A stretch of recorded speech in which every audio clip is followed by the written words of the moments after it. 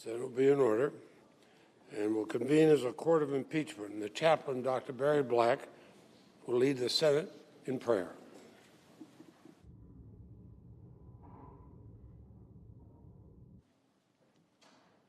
Let us pray.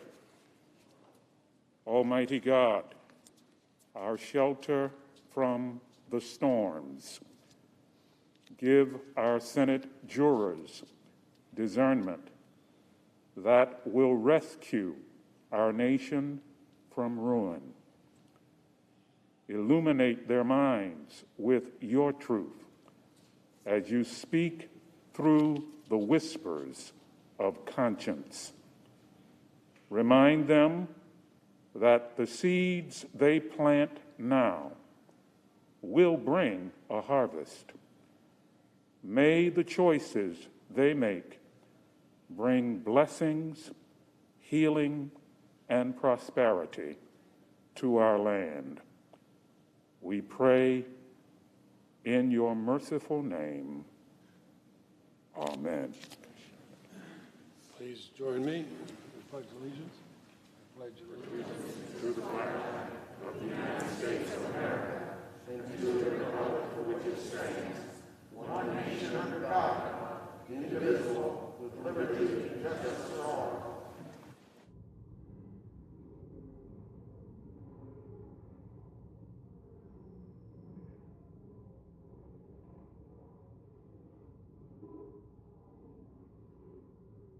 Well, please be seated, and if there's no objection, the journal of proceedings of the trial are approved to date, and I'd ask the Sergeant-at-Arms to make the proclamation. Hear ye, hear ye, hear ye.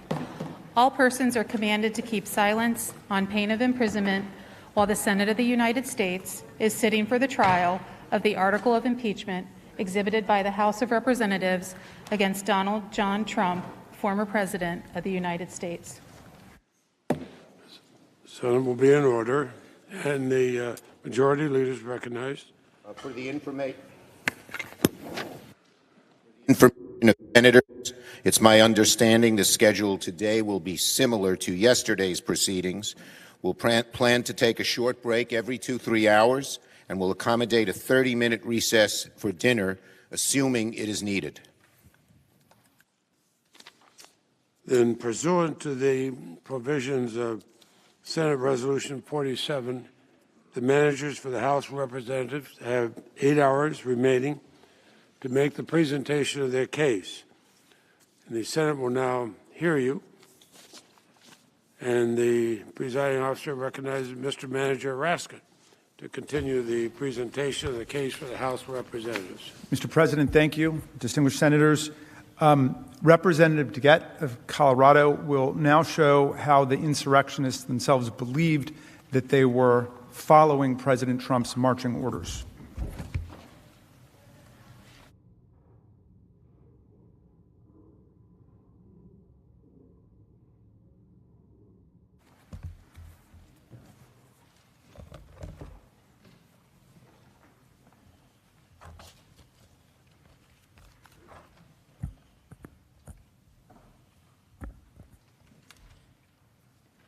My friends and colleagues, yesterday was an emotionally wrenching day.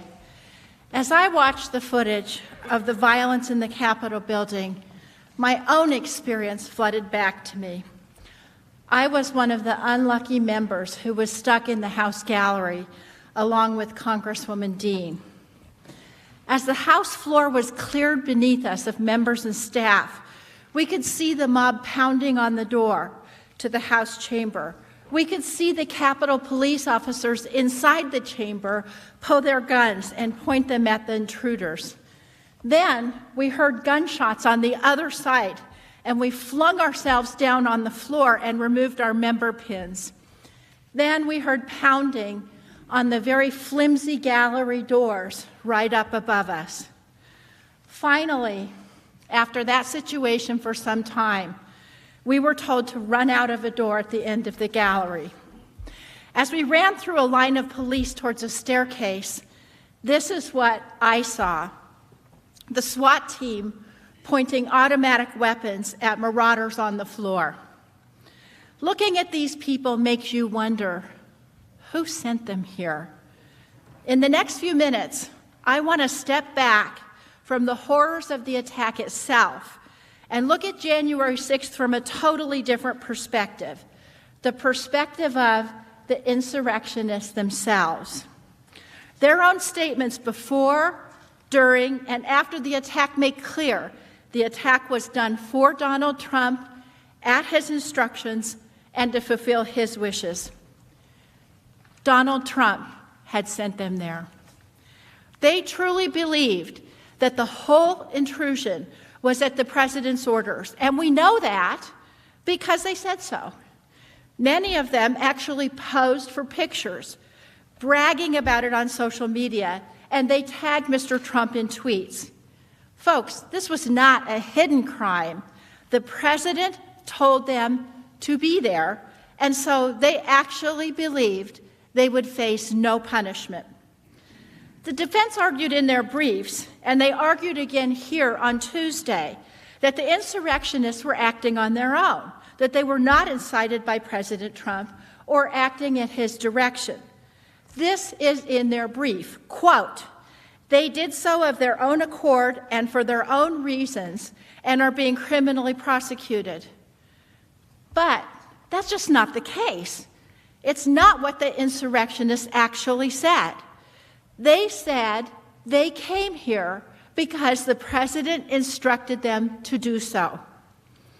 Leading up to the attack, the insurrectionists said they were coming to D.C. for President Trump. He invited them with clear instructions for a specific time and place and with clear orders. Stop the fight, or to fight to stop the certification in Congress by any means necessary. The crowd at Donald Trump's speech echoed and chanted his words. And when people in the crowd followed his direction and marched to the Capitol, they chanted the same words as they breached this building. Now let's return to this speech for a moment. During the rally, President Trump led the crowd in a Stop the Steal chant. Here's what that chant sounded like from the crowd's perspective. Is a favorite term that all of you people really came up with. We will stop the steal.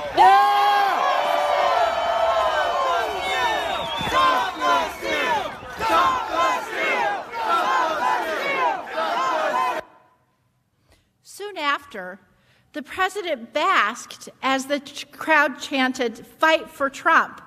And when he incited the crowd to show strength, people responded. Storm the Capitol, invade the Capitol. Here are both of those moments, but from the crowd's perspective.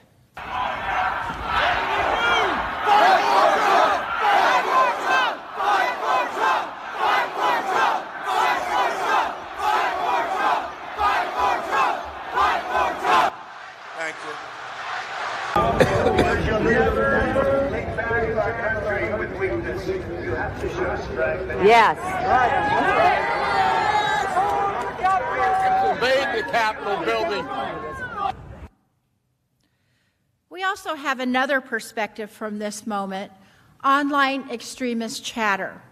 At the same time as the people in the crowd shouted, "Take the Capitol building," as President Trump said, "Show strength," a person posted to Parler saying, quote, "Time to fight, civil war is upon us."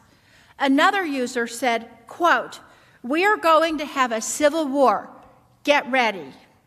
An analysis found that members of Civil War quadrupled on Parler in the hour after Donald Trump said, "Show strength." When the insurrectionists got to the Capitol, they continued those rally cries.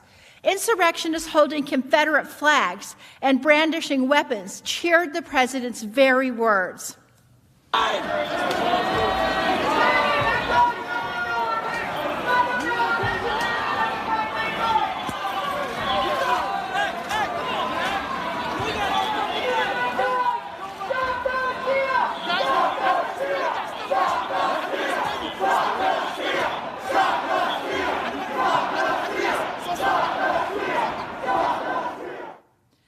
You heard them chanting, "Stop the steal." And as the crowd chanted at the rally, the crowd at the Capitol made clear who they were doing this for. They also chanted, "Fight for Trump."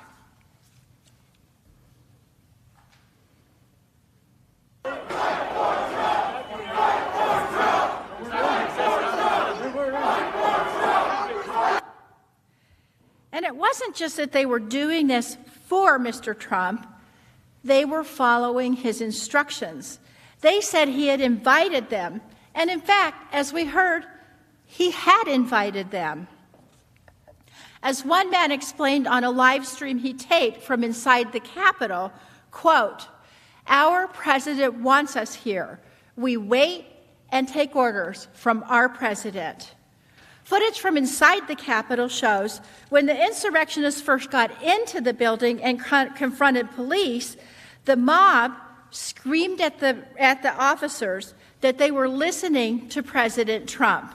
We're outnumbered. There's a fucking million of us out there, and we are listening to Trump. You're the boss.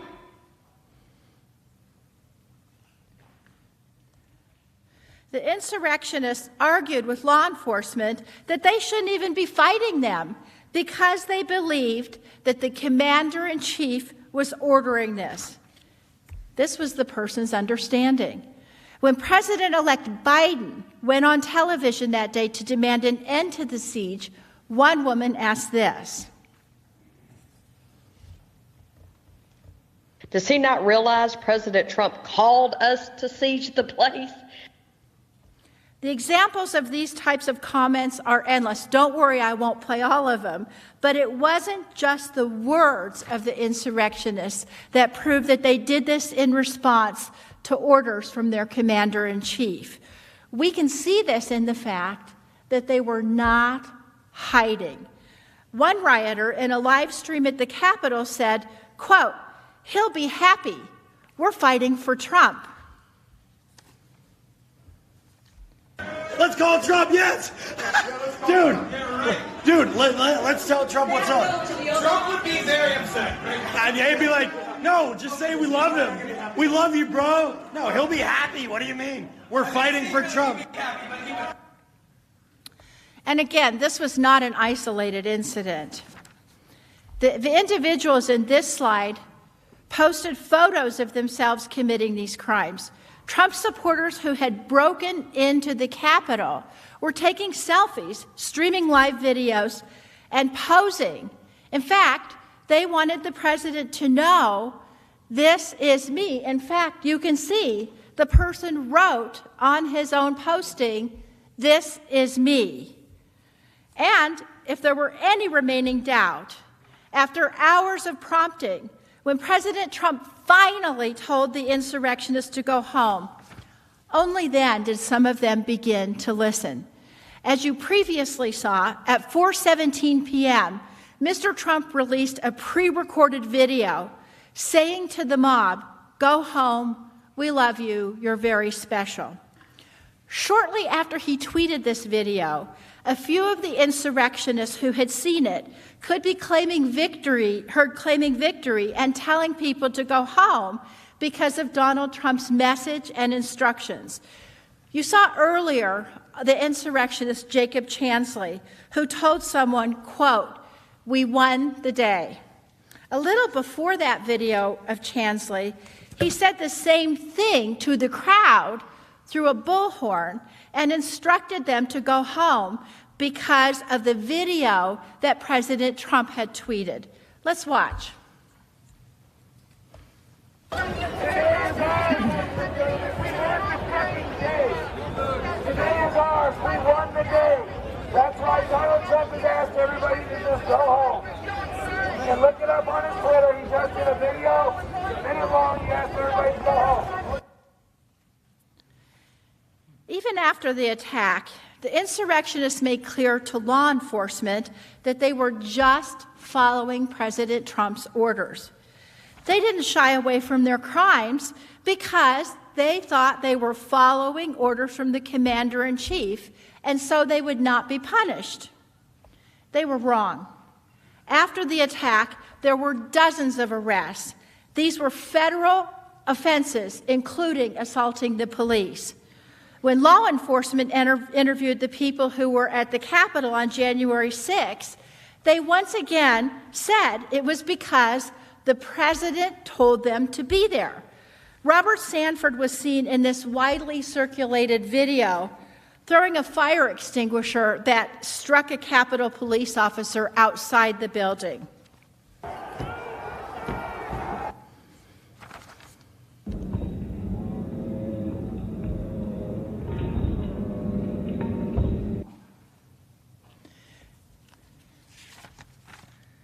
A witness told the FBI that Sanford said he had traveled to Washington, D.C. on a bus with a group of people.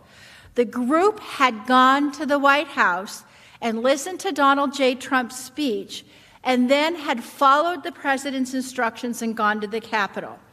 Folks, the insurrectionists didn't just make this up. As Sanford's lawyer explained, you're being told you've got to fight like hell. Does fight like hell mean you throw things at people? Maybe. The lawyer added that his client, quote, wouldn't have been there if it weren't for the president. Now, Sanford wasn't the exception. He was the rule. In their statements after the attack, insurrectionists routinely echoed what they had said before and during the attack. They were there because the president told them to be. Now look, the lawyers who are saying that their clients were told to commit these acts by Mr. Trump, well, they know that putting the blame on the president doesn't exonerate their clients. They're just saying it, frankly, because that's exactly what happened. Another Trump supporter who's been federally charged is Texas real estate agent Jennifer Ryan. Now, Ms. Ryan has given many TV interviews in which she says she was only doing what the president asked her and others to do. She also recorded video before the rally talking about the mob's plans for violence. And here's what she said. Personally, I do not feel a sense of shame or guilt from my heart from what I was doing. I thought I was following my president. I thought I was following what we were called to do. He asked us to fly there. He asked us to be there. So I was doing what he asked us to do. Ultimately, yes, we were going in solidarity with President Trump. President Trump requested that we be in D.C. on the 6th. So this was our way of going and stopping this deal. If it comes down to war, guess what? I'm going to be there. We're all going to be up here, and we're going to be breaking those windows. Yet another Trump supporter who was arrested after breaching the Capitol, Douglas Sweet, explained in a media interview why he did it.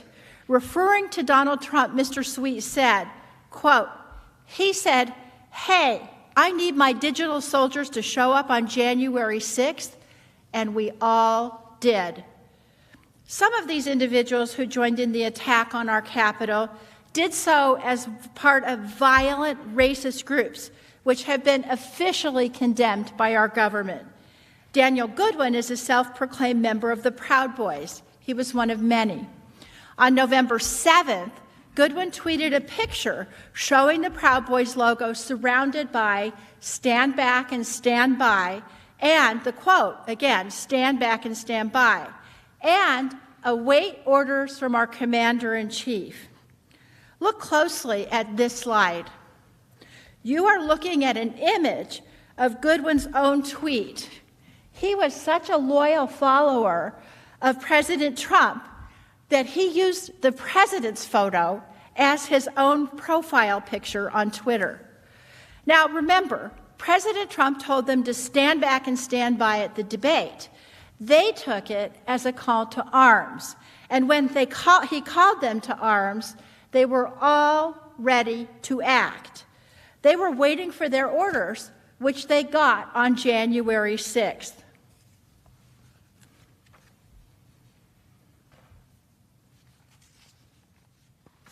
And Goodwin followed those orders. He stood ready as others broke into the windows at the Capitol and climbed inside. Here he is on another of the Insurrectionist live stream in one of the first floor hallways of the building. When it became clear that Donald Trump was not going to save these folks from prosecution, when it became clear that the Commander-in-Chief had given false commands that went against this country, some of his supporters even expressed regret, and they said they felt duped. Here's Jacob Chansley again, who we saw in a video claiming victory after the president told the rioters to go home.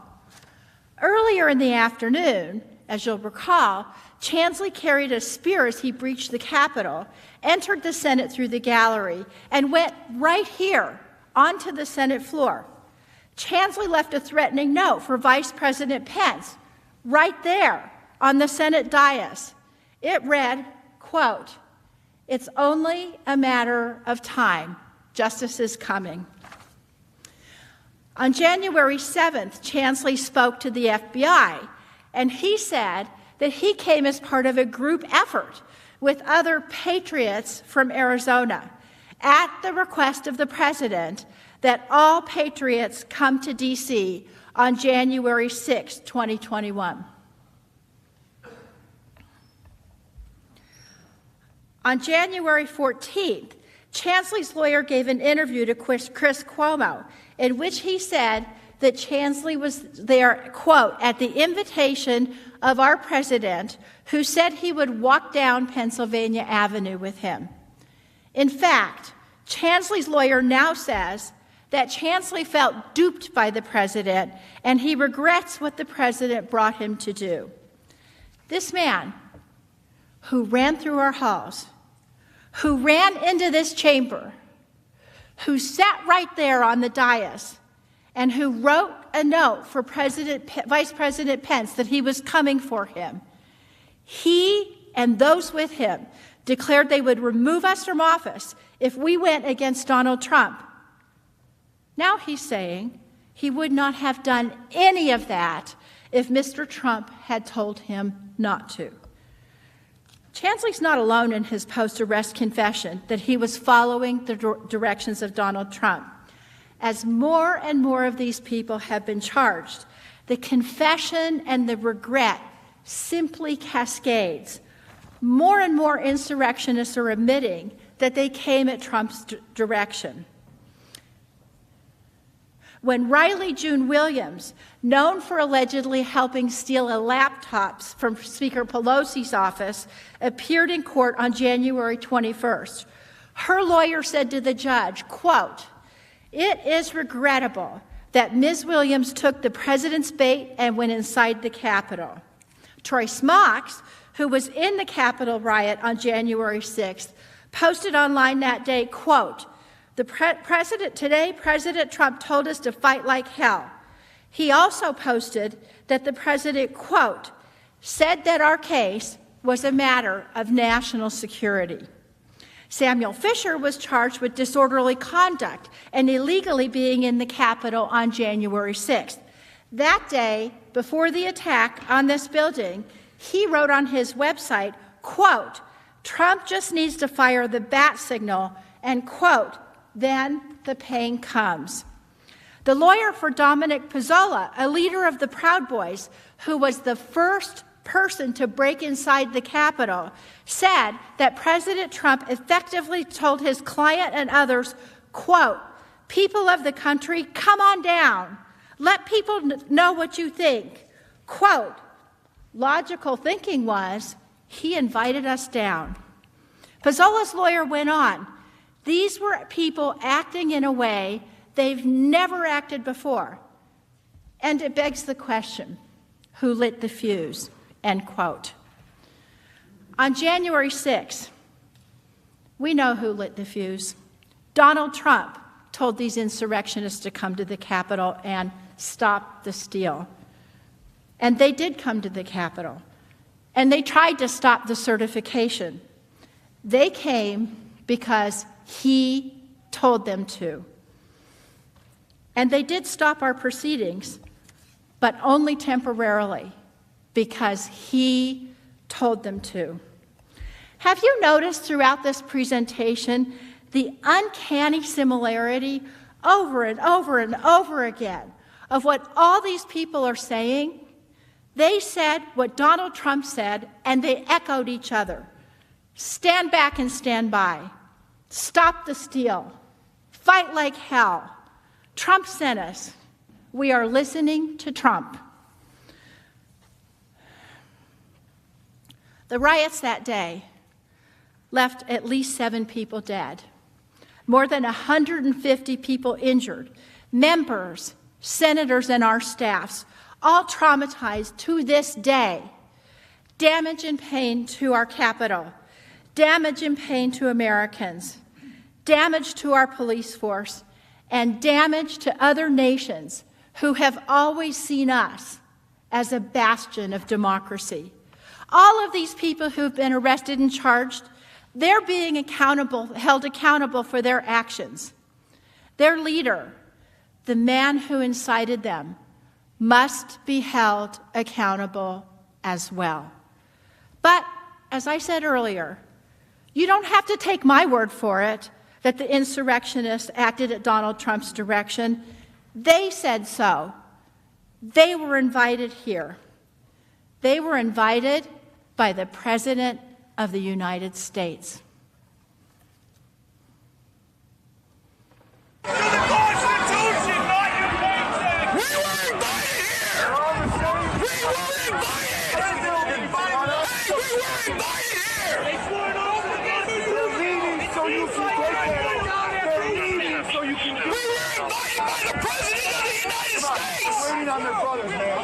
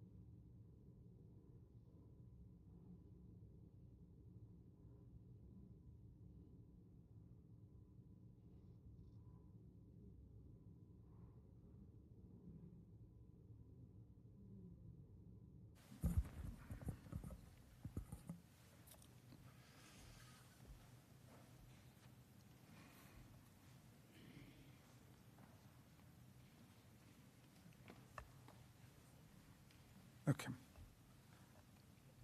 Senators, Representative DeGette just showed how the insurrectionists believed and understood themselves to be following President Trump's marching orders. She explained in chilling detail how they were acting in perfect alignment with his political instructions and his explicit strategy to retain power. They did what he told them to do. This pro-Trump insurrection did not spring into life out of thin air. We saw how Trump spent months cultivating America's most dangerous extremist groups. We saw how he riled them up with corrosive lies and violent rhetoric, so much so that they were ready and eager for their most dangerous mission in validating the will of the people to keep Donald Trump in office. But we must remember that this was not the first time Donald Trump had inflamed and incited a mob. Trump knew that his incitement would result in violence, not only because of the thousands of violent messages that were posted all over the forums and the widespread news of preparations for violence among extremist groups and his communications on Twitter with the insurrectionists themselves. He knew it also because he'd seen many of the exact same groups he was mobilizing participate in extremist violence before. Moreover, he'd seen clearly how his own incitement to violence and praise after the violence took place galvanized, encouraged, and electrified these extremist followers. These tactics were road-tested. January 6th was a culmination of the president's actions, not an aberration from them. The insurrection was the most violent and dangerous episode so far in Donald Trump's continuing pattern and practice of inciting violence. But I emphasize so far. Earlier, Congresswoman Plaskett showed several episodes of Trump's incitement that took place during the presidential election. But his encouragement of violence against other public officials who he thought had crossed him long predates the 2020 campaign. The incitement of violence is always dangerous, but it's uniquely intolerable when done by the President of the United States of America. But that became the norm. On President Trump's watch, white supremacist and extremist groups have spread like wildfire across the land. His own Department of Homeland Security called homegrown terrorism the number one threat facing Americans today. But no matter how many people inside and outside government begged him to condemn extreme elements promoting violence and indeed civil war in America and race war in America, he just wouldn't do it. And that's because he wanted to incite and provoke their violence for his own political gain and for his own strategic objectives. Ever since he became president, Trump revealed what he thought of political violence. For his side, he praised it and he encouraged it. Right now, I'm going to play for you just a few clips from over the years when the president's words successfully incited his supporters into assaulting his opponents.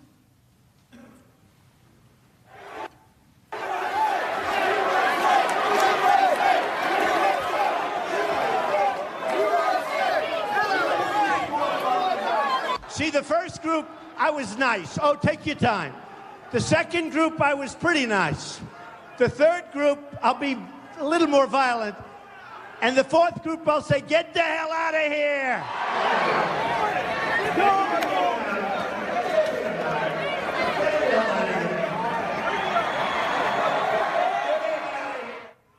All right, yeah, get him the hell out of here, will you, please? Get him out of here. Throw him out. I got a little notice, in case you see, the security guys. We have wonderful security guys. They said, Mr. Trump, there may be somebody with tomatoes in the audience. So if you see somebody getting ready to throw a tomato, knock the crap out of them, would you? Seriously. Okay? Just knock the hell. I promise you, I will pay for the legal fees. I promise. Well, we've seen these clips and many, many more like them before. But think about the brutal power and effectiveness of his words with his followers. You heard him. He told his supporters to be a little more violent, and they responded to his command by literally dragging a protester across the floor at one of his campaign rallies. He cried, "Get him the hell out of here, throw him out." His supporters punched and kicked another protester as he was escorted from the hall. He told supporters to knock the hell out of people who opposed him and promised to pay the legal fees of the assailants. Time after time, he encouraged violence. His supporters listened and they got the message. But it wasn't just Trump's encouragement of violence that conditioned his supporters to participate in this insurrection on January 6th. It was also his explicit sanctioning of the violence after it took place. Let's watch some of those incidents, beginning with Trump praising supporters who had assaulted a black protester.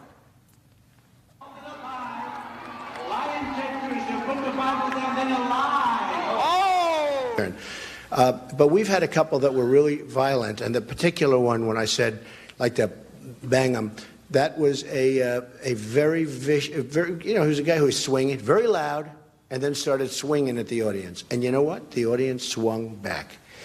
And I thought it was very, very appropriate. He was swinging, he was hitting people, and the audience hit back. And that's what we need a little bit more of. And we'll talk to you about that later. Yeah, but there's not going to be time. I'm just curious if you have the speak right with now. Shane, please. But you don't. Sick and tired of you guys. The last time that came in here, you did the same thing. Get the hell out of here. Get the hell out of here. The last guy did the same thing. You were the guardian. Yes, and you just broke my glasses. The last guy did the same damn thing. You just body slammed me and broke my glasses. But Greg is smart. And by the way, never wrestle him. You understand that? Never. Any guy that can do a body slam, he's my kind.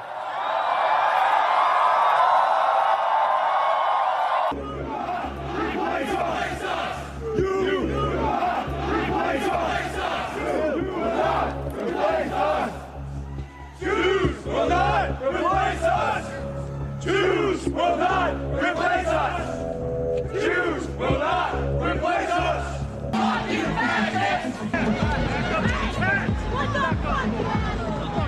I'm not even saying we're non-violent. I'm saying that fucking we didn't aggress. We did not initiate force against anybody. We're not non-violent. We'll fucking kill these people if we have to.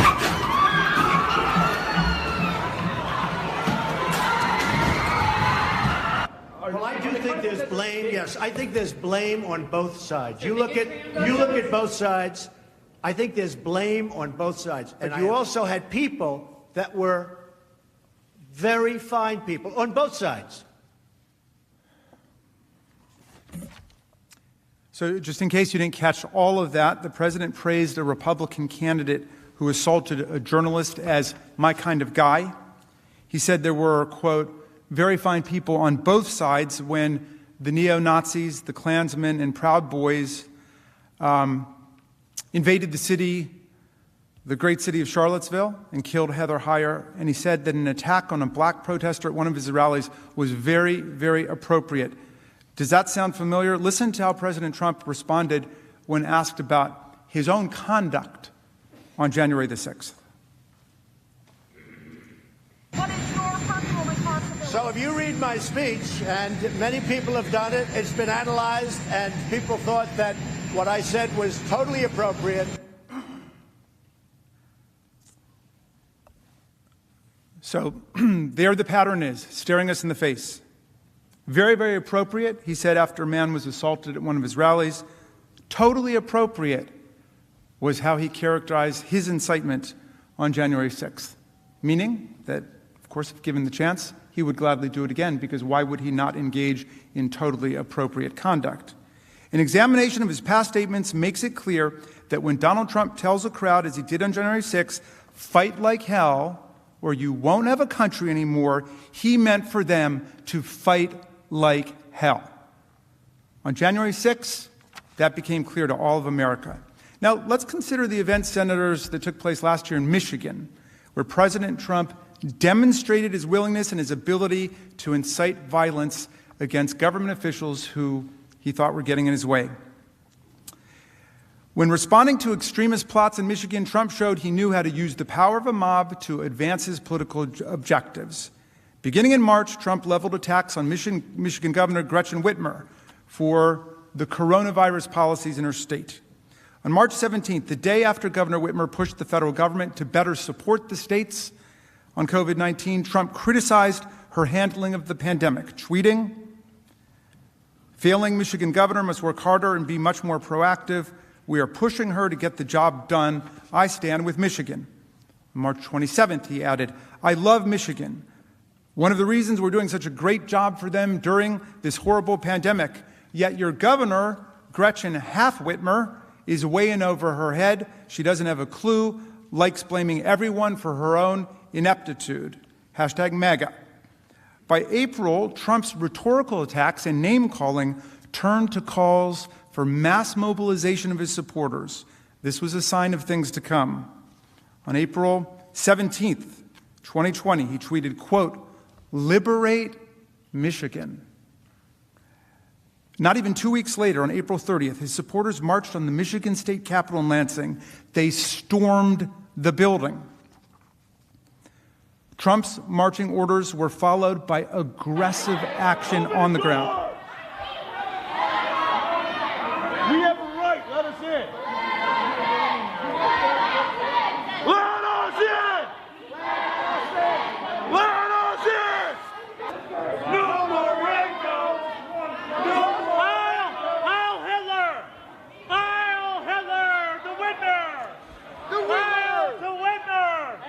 You policemen are all cowards. You betrayed us.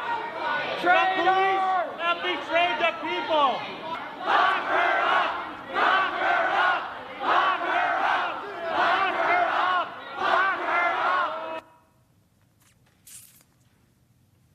As the video shows, these militant protesters showed up ready to take a violent stand. They came armed and tightly packed themselves into the building with no regard, of course, for social distancing.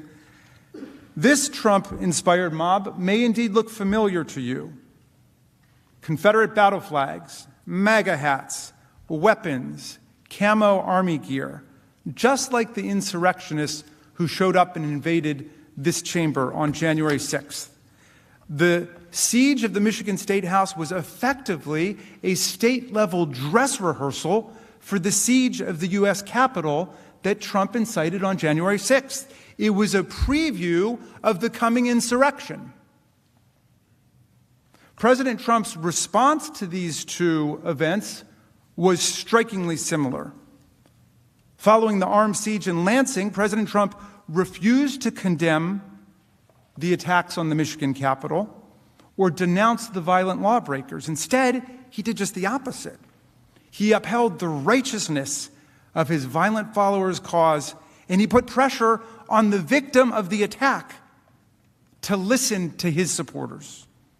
The day after the mob attack in Lansing, Trump told Governor Whitmer to negotiate with the extremists, tweeting that the governor should just, quote, "give a little" to the violent men who had stormed the Capitol, threatening not only the stability of the Michigan government, but her own life. As you can see, he tweeted, "The governor of Michigan should give a little and put out the fire. These are very good people, but they are angry. They want their lives back again safely. See them, talk to them, make a deal." The president says heavily armed extremists carrying Confederate battle flags and pushing past police to overtake the Michigan State House chamber are very good people and just negotiate with them. It's clear he doesn't think that they're at fault in any way at all. But April 30th wasn't the only time Trump supporters stormed the Michigan Capitol. Emboldened by his praise and his encouragement and support, they escalated again. Governor Whitmer refused to capitulate to the president's demand to negotiate with them. 2 weeks later, on May 14th, Trump's mob again stormed the state capitol.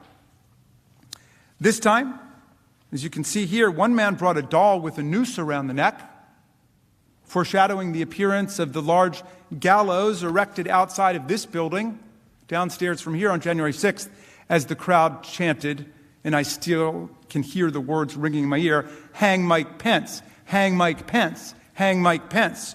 Over the coming months, even after a crowd threatening Governor Whitmer stormed the Capitol, Trump continued to assail her in public. At a rally in Michigan on September 10th, Trump whipped up the crowd against Governor Whitmer, saying, quote, "She doesn't have a clue about reopening her own state's economy." The crowd cheered. Then, on October 8th, the precise consequences of the president's incitement to violence were revealed to the whole world. Look at this. 13 men were arrested by the FBI for plotting to storm the Michigan State Capitol building, launch a civil war, kidnap Governor Whitmer, transport her to Wisconsin, and then try and execute her. This was an assassination conspiracy, a kidnapping conspiracy. Look at the language that they used. In the charging document, the FBI reported that one of the conspirators said he needed, quote, 200 men to storm the Capitol building and take political hostages, including the governor. The suspect called it a snatch and grab, man. Grab the effing governor. One of those men has already pled guilty to this conspiracy. The plot was well organized, just like the one that was coming on January the 6th. The men in Michigan even considered building Molotov cocktails to disarm police vehicles and attempted to construct their own IEDs, something that actually happened here on January 6th. Police authorities arrested extremists who had weapons and materials to build explosive devices, including one man found with an assault rifle and enough materials to make 11 Molotov cocktails. On September 17th, 2020, one of the Michigan conspirators posted, "When the time comes, there will be no need to strike fear through presence. The fear will be manifested through bullets." And what did Donald Trump do as President of the United States to defend one of our nation's governors against a plotted kidnapping by violent insurrectionists? Did he publicly condemn violent domestic extremists who hoped and planned to launch a civil war in America? No, not at all. He further inflamed them by continuing to attack the governor who was the object of their hatred in this kidnapping conspiracy. The very night this conspiracy became public and that Governor Whitmer learned that there were 13 men who were planning to kidnap and likely kill her, Trump did not condemn the violence. He did not criticize the extremists. He didn't even check on Governor Whitmer's safety. He chose to vilify Governor Whitmer again, and then, amazingly, took credit for foiling the plot against her, demanding her gratitude. And then he quickly, of course, changed the subject to Antifa. He tweeted, "Governor Whitmer has done a terrible job." He demanded that she thank him for the law enforcement operation that had foiled the kidnapping conspiracy that had been encouraged by his rhetoric. On October 17th, a little over a week after these people were arrested for preparing to kidnap Gretchen Whitmer, Trump riled up a boisterous crowd in Muskegon with more slashing personal attacks on Whitmer, driving the crowd to chant, "Lock her up, lock her up." He had now seen that some of his followers were prepared to engage in criminal violence with orchestrated attacks, deadly weapons, and willing bodies to storm a state capitol building and to attack his perceived political enemies. And so as the crowd chanted, "Lock her up," he pivoted to his next goal.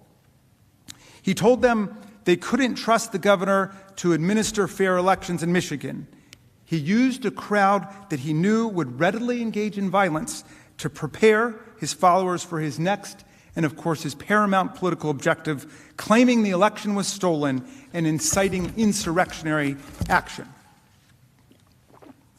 And he did it again on October 27th during a pre-election rally speech in Lansing, Michigan, where the Capitol had been stormed. Trump openly joked with the crowd about critics saying his words had provoked the violent plot against Governor Whitmer. Check it out. It's telling.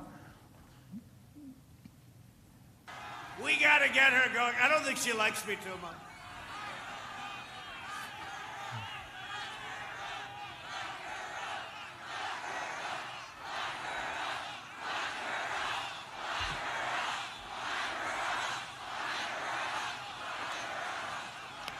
See, I don't comment on that, because every time if I make just even a little bit of a nod, they say, the president led them on. No, I don't have to lead you on.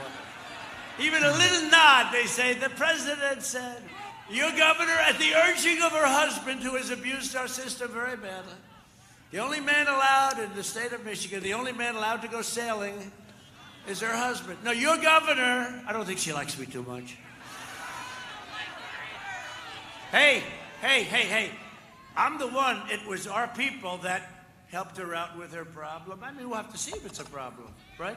People are entitled to say maybe it was a problem, maybe it wasn't. It was our people, my people, our people, that helped her out.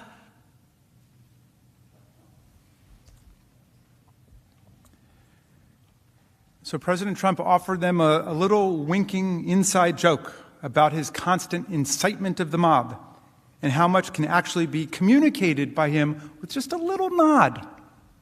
Just a little nod.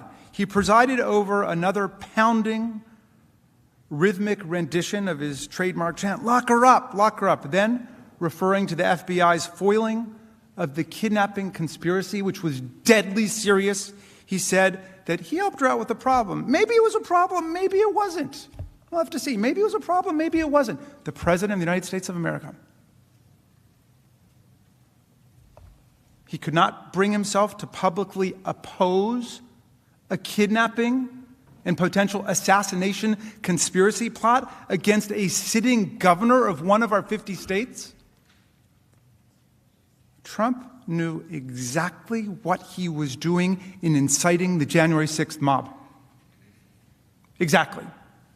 He had just seen how easily his words and actions inspired violence in Michigan. He sent a clear message to his supporters. He encouraged planning and conspiracies to take over Capitol buildings and threaten public officials who refused to bow down to his political will.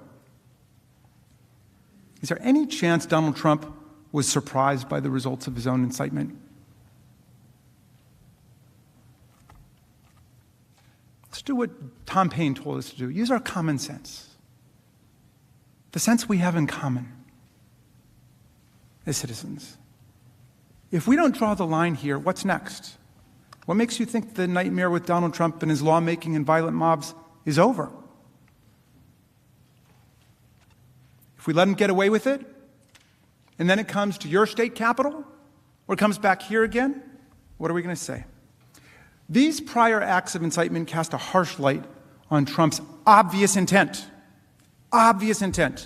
his unavoidable knowledge of the consequences of his incitement, and the clear foreseeability of the violent harm that he unleashed on our people and our republic. January 6th was not some unexpected radical break from his normal law-abiding and peaceful disposition. This was his state of mind. This was his essential MO.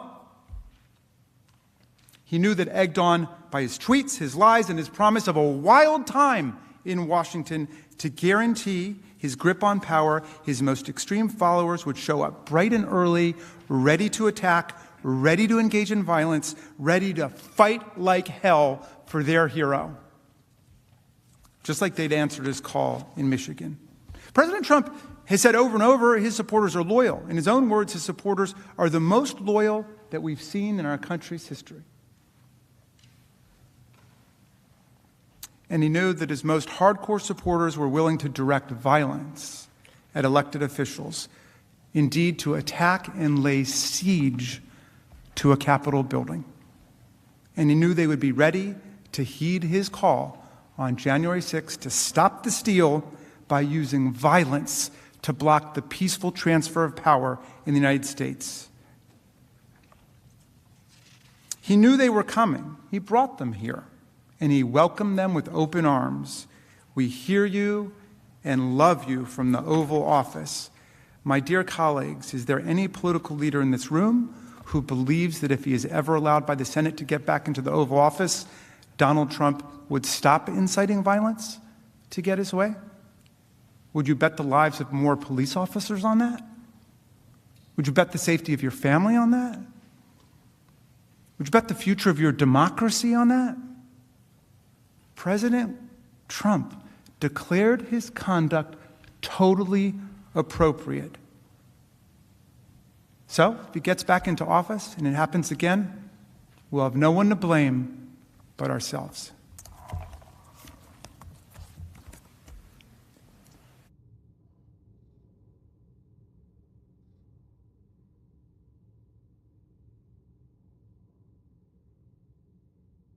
Mr. Liu will return now to tell you about President Trump's total lack of remorse after the insurrection.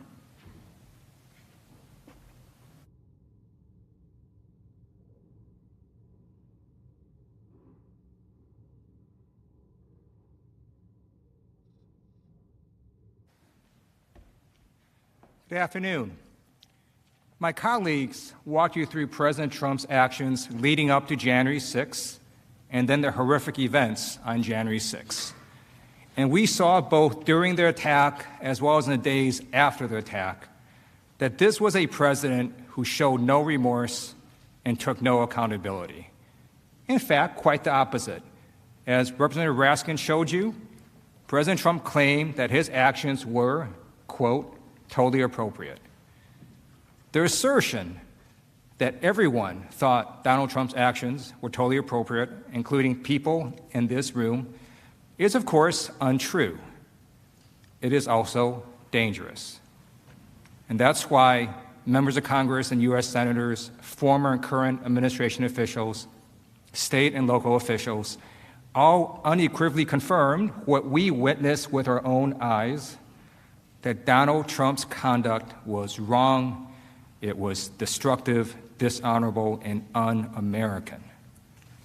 President Trump's lack of remorse and refusal to take accountability during the attack shows his state of mind.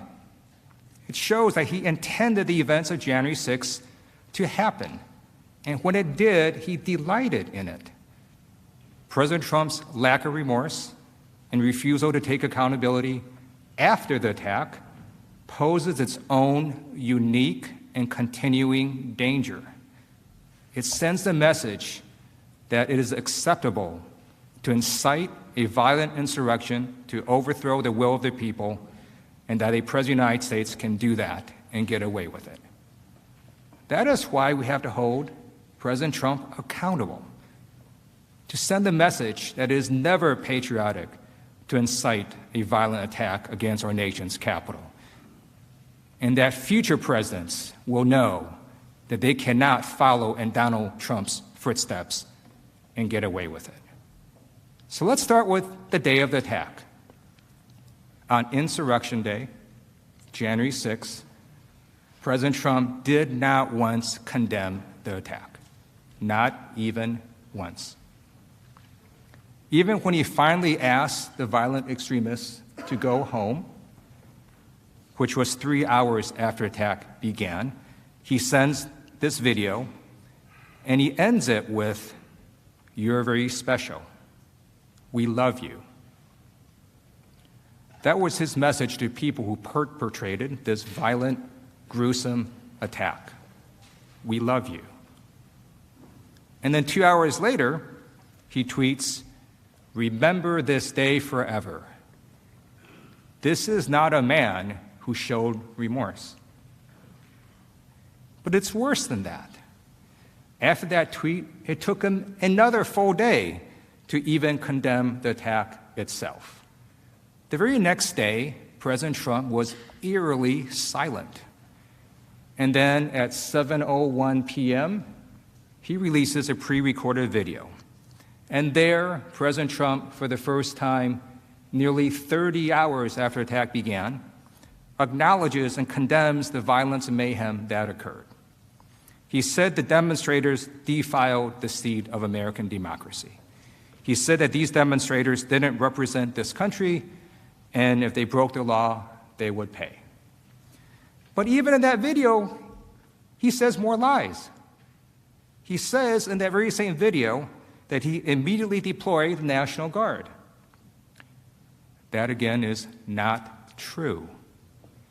The National Guard was not deployed until over 2 hours after the attack began, at around 3 p.m. Because of this late deployment, the National Guard did not arrive until after 5 p.m.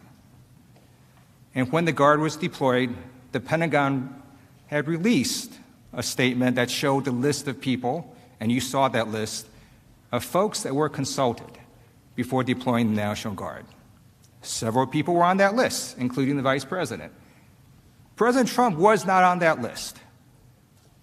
And you know, as a veteran, I find it deeply dishonorable that our Commander-in-Chief did not protect us. And then later, he tries to take credit for something he failed to do. Shameful. Also in that video, you should know what it did not say. Absent from that entire video was any actual acceptance of responsibility for his actions. Absent from that video was a call to his most fervent supporters to never do this again. And here was his final message in that so-called condemnation of attack video. Here's what he actually said. And to all of my wonderful supporters, I know you are disappointed, but I also want you to know that our incredible journey is only just beginning. President Trump not only failed to show remorse or take accountability, he made clear he is just beginning. For days, he did not address the nation after this attack. We needed our Commander-in-Chief to lead, to unite a grieving country, to comfort us. But what did President Trump do? Nothing. Silence. We're all aware that a violent mob murdered a police officer. It took President Trump 3 days before he lowered the flag of the United States of America. 3 days. And President Trump, who was Commander-in-Chief at the time, did not attend and pay respects to the officer who lay in state in the very building that he died defending.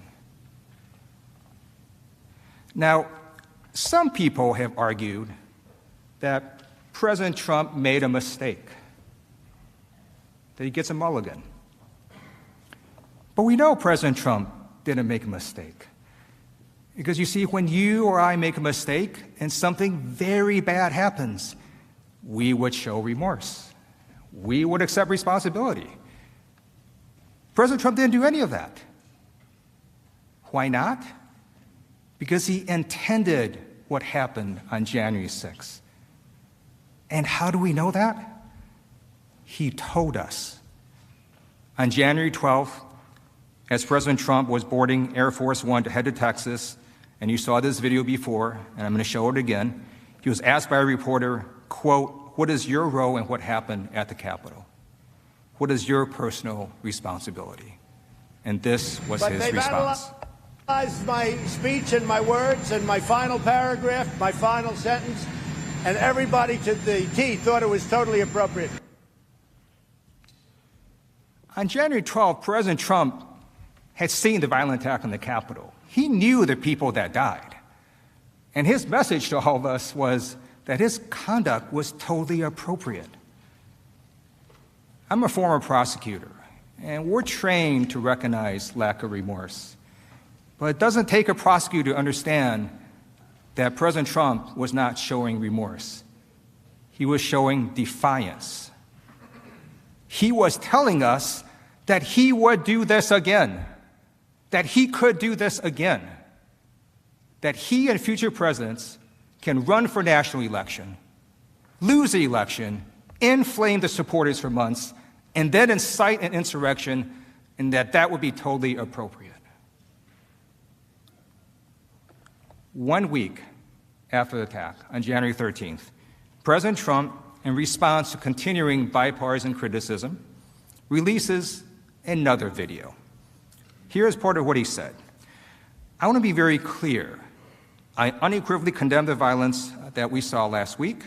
Violence and vandalism have absolutely no place in our country and no place in our movement."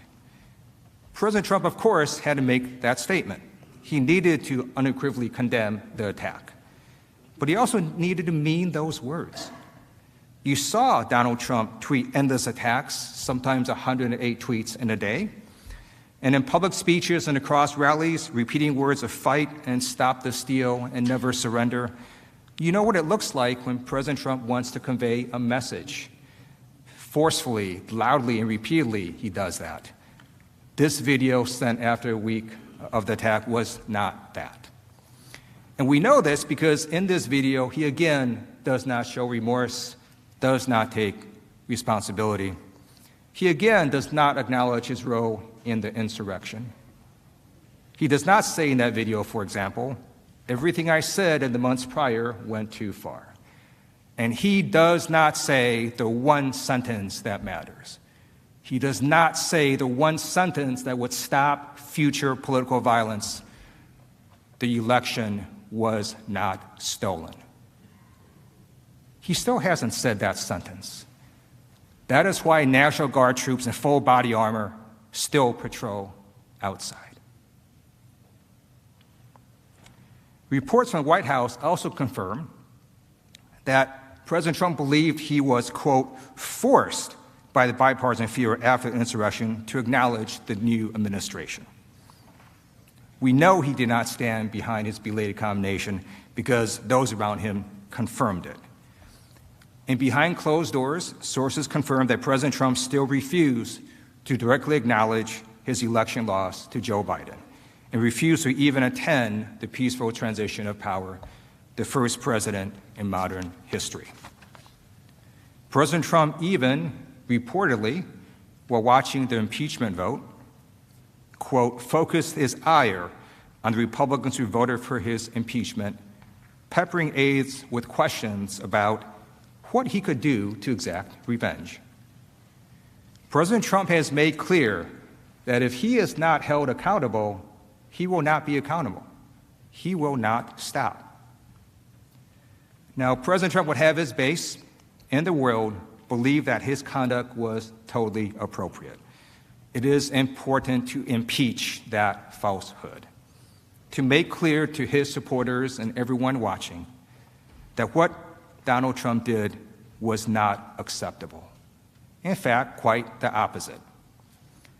People in his own party, state officials, former officials, current officials, members of Congress, have all unambiguously and passionately said that what Donald Trump did was, quote, disgraceful, shameful, and they've called his behavior existential and wrong.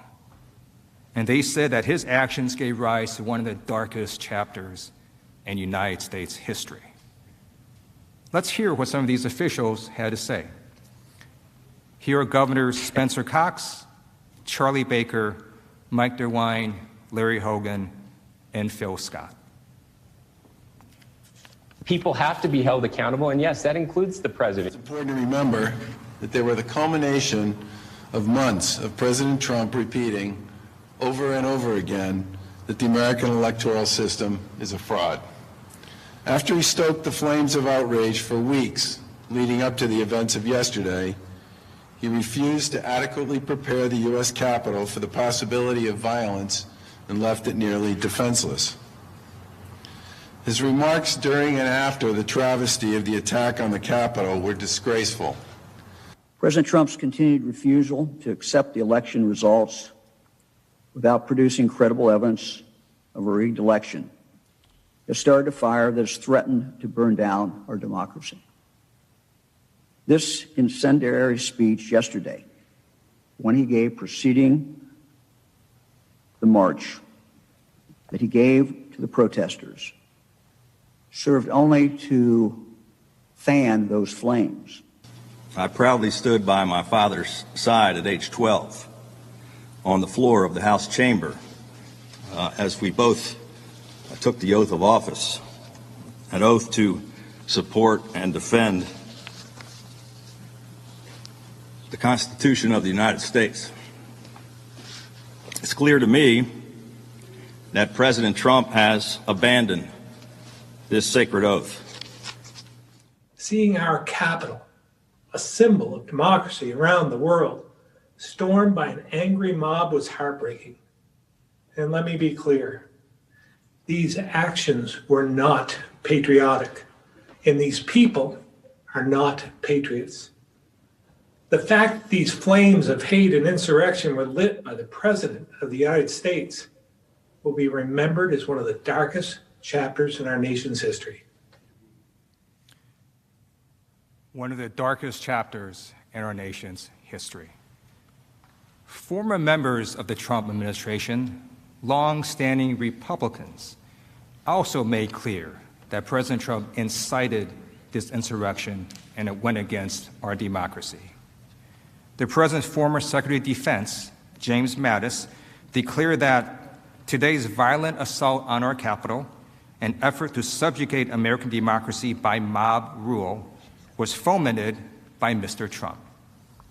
Former White House Chief of Staff John Kelly also spoke on this as well, and I'd like to play an audio clip of what he said.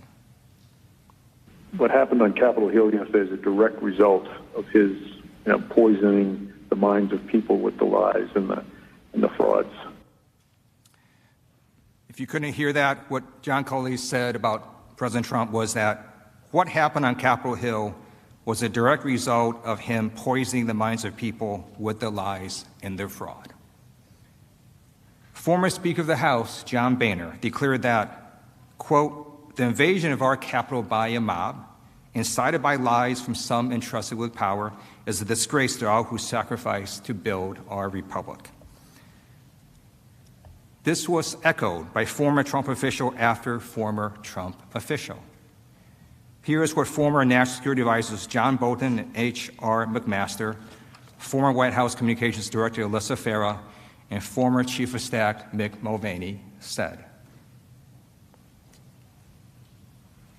Let me just ask you, do you think President Trump has blood on his hands? I think he does. Look, I agree with Bill Barr. I think he did incite this mob with the clear intention of having them disrupt the Electoral College certification and delay it to give him more time. I don't think there's any question about it. There are many reasons for this assault on the Capitol, but foremost among them was the president's exhortations, was the president's sustained disinformation. We've seen a president stoking fears amidst these crises. And first and foremost, I want to say that what happened at the Capitol was unacceptable, un-American, undemocratic. I think everybody recognizes that what happened on Wednesday is different. You could go down the long litany of things that people complained about with Donald Trump, and I could probably defend almost all of them. Many of them were policy differences. Many of them were stylistic differences. But Wednesday was different. Wednesday was existential. Wednesday is one of those things that struck to the very heart of what it means to be an American, and it was wrong.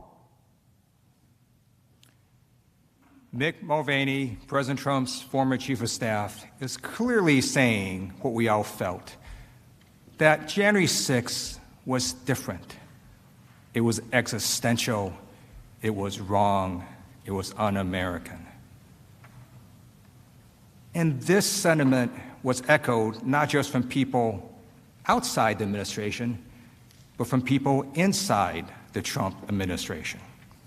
Perhaps most telling was the flood of resignations from people inside President Trump's administration with firsthand access to President Trump. His own officials felt so betrayed by his conduct that numerous officials resigned in protest days before the end of President Trump's term. 16 officials resigned in protest. 16. They all took this dramatic action of resigning because they saw the clear link between President Trump's conduct and the violent insurrection. Here are some of what they said. Secretary DeVos, who was in administration the entire term, told President Trump in her resignation letter that, quote, "There's no mistaking the impact your rhetoric had on the situation, and it is an inflection point for me." Secretary Chow, who was in administration their entire term, explained, "Yesterday, our country experienced a traumatic and entirely avoidable event as supporters of the president stormed the Capitol building following a rally he addressed. As I'm sure is the case with many of you, it has deeply troubled me in a way I simply cannot set aside. Deputy Costello told his associates the attack was his, quote, breaking point, and he hoped, quote, a wake-up call. These rebukes and resignations from President Trump's own administration make clear that President Trump's conduct was anything but totally appropriate. They also remind us that this can and must be a wake-up call. As Representative Fred Upton so eloquently put it, President Trump expressed no regrets for last week's violent insurrection at the U.S. Capitol. This sends exactly the wrong signal to those of us who support the very core of our democratic principles and took a solemn oath to the Constitution.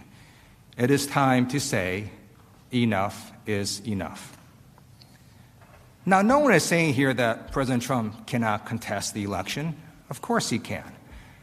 But what President Trump did, as his former chief of staff explained, was different. It was dishonorable, it was un-American, and it resulted in fatalities. President Trump spent months inflaming his supporters, spread lies to incite a violent attack on our Capitol, on our law enforcement, and on all of us. And then he lied again to his base to tell them that this was all okay, that this was all acceptable. And that is why President Trump is so dangerous. Because he would have all of us, all Americans, believe that any president who comes after him can do exactly the same thing. That's why lack of remorse is an important factor in impeachment. Because impeachment, conviction, and disqualification is not just about the past, it's about the future. It's making sure that no future official, no future president does the same exact thing President Trump does. President Trump's lack of remorse shows that he will undoubtedly cause future harm if allowed, because he still refuses to account for his previous high-grade crime against our government. You know, I'm not afraid of Donald Trump running again in 4 years. I'm afraid he's going to run again and lose, because he can do this again. We're in an unusual situation, because despite President Trump's claim that everyone thinks what he did was fine, so many have come out and spoken so strongly and passionately about what happened here.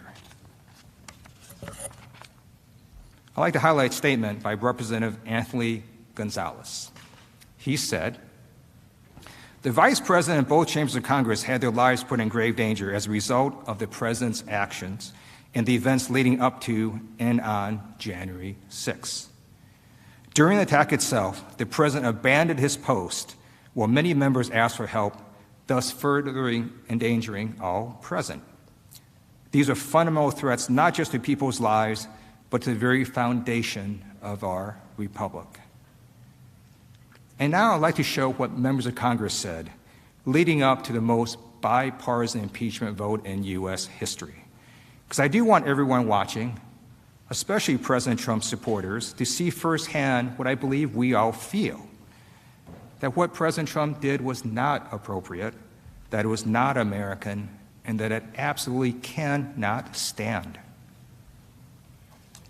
What he has done and what he has caused here is something that we've never seen before in our history. All indications are that the president has become unmoored, not just from his duty, nor even his oath, but from reality itself. The president's role in this insurrection is undeniable, both on social media ahead of January 6th and in his speech that day. He deliberately promoted baseless theories, creating a combustible environment of misinformation and division. To allow the President of the United States to incite this attack without consequences is a direct threat to the future of this democracy. After this trial, I hope you will come together and cast your vote and make absolutely clear how we as a Congress and as a nation feel about what Donald Trump did by convicting him. And to prevent this from being only the beginning, as President Trump said, and to deter future presidents who do not like the outcome of a national election from believing they can follow in President Trump's footsteps. It is what our Constitution requires. It is what our country deserves.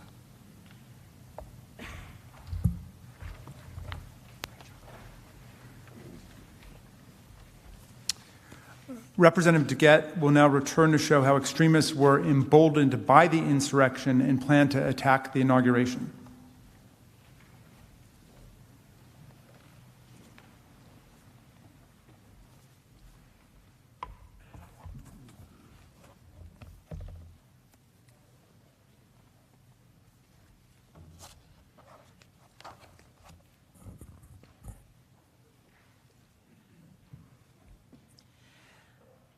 My colleagues have showed you the overwhelming evidence of how President Trump's conduct assembled, incited, and inflamed the mob. We showed how and why this attack, this violence, was not only foreseeable, but preventable. We showed that President Trump knew his conduct could and would result in violence, and that when the attack occurred, he did not fulfill his duty as commander-in-chief and defend us. Instead, he was delighted.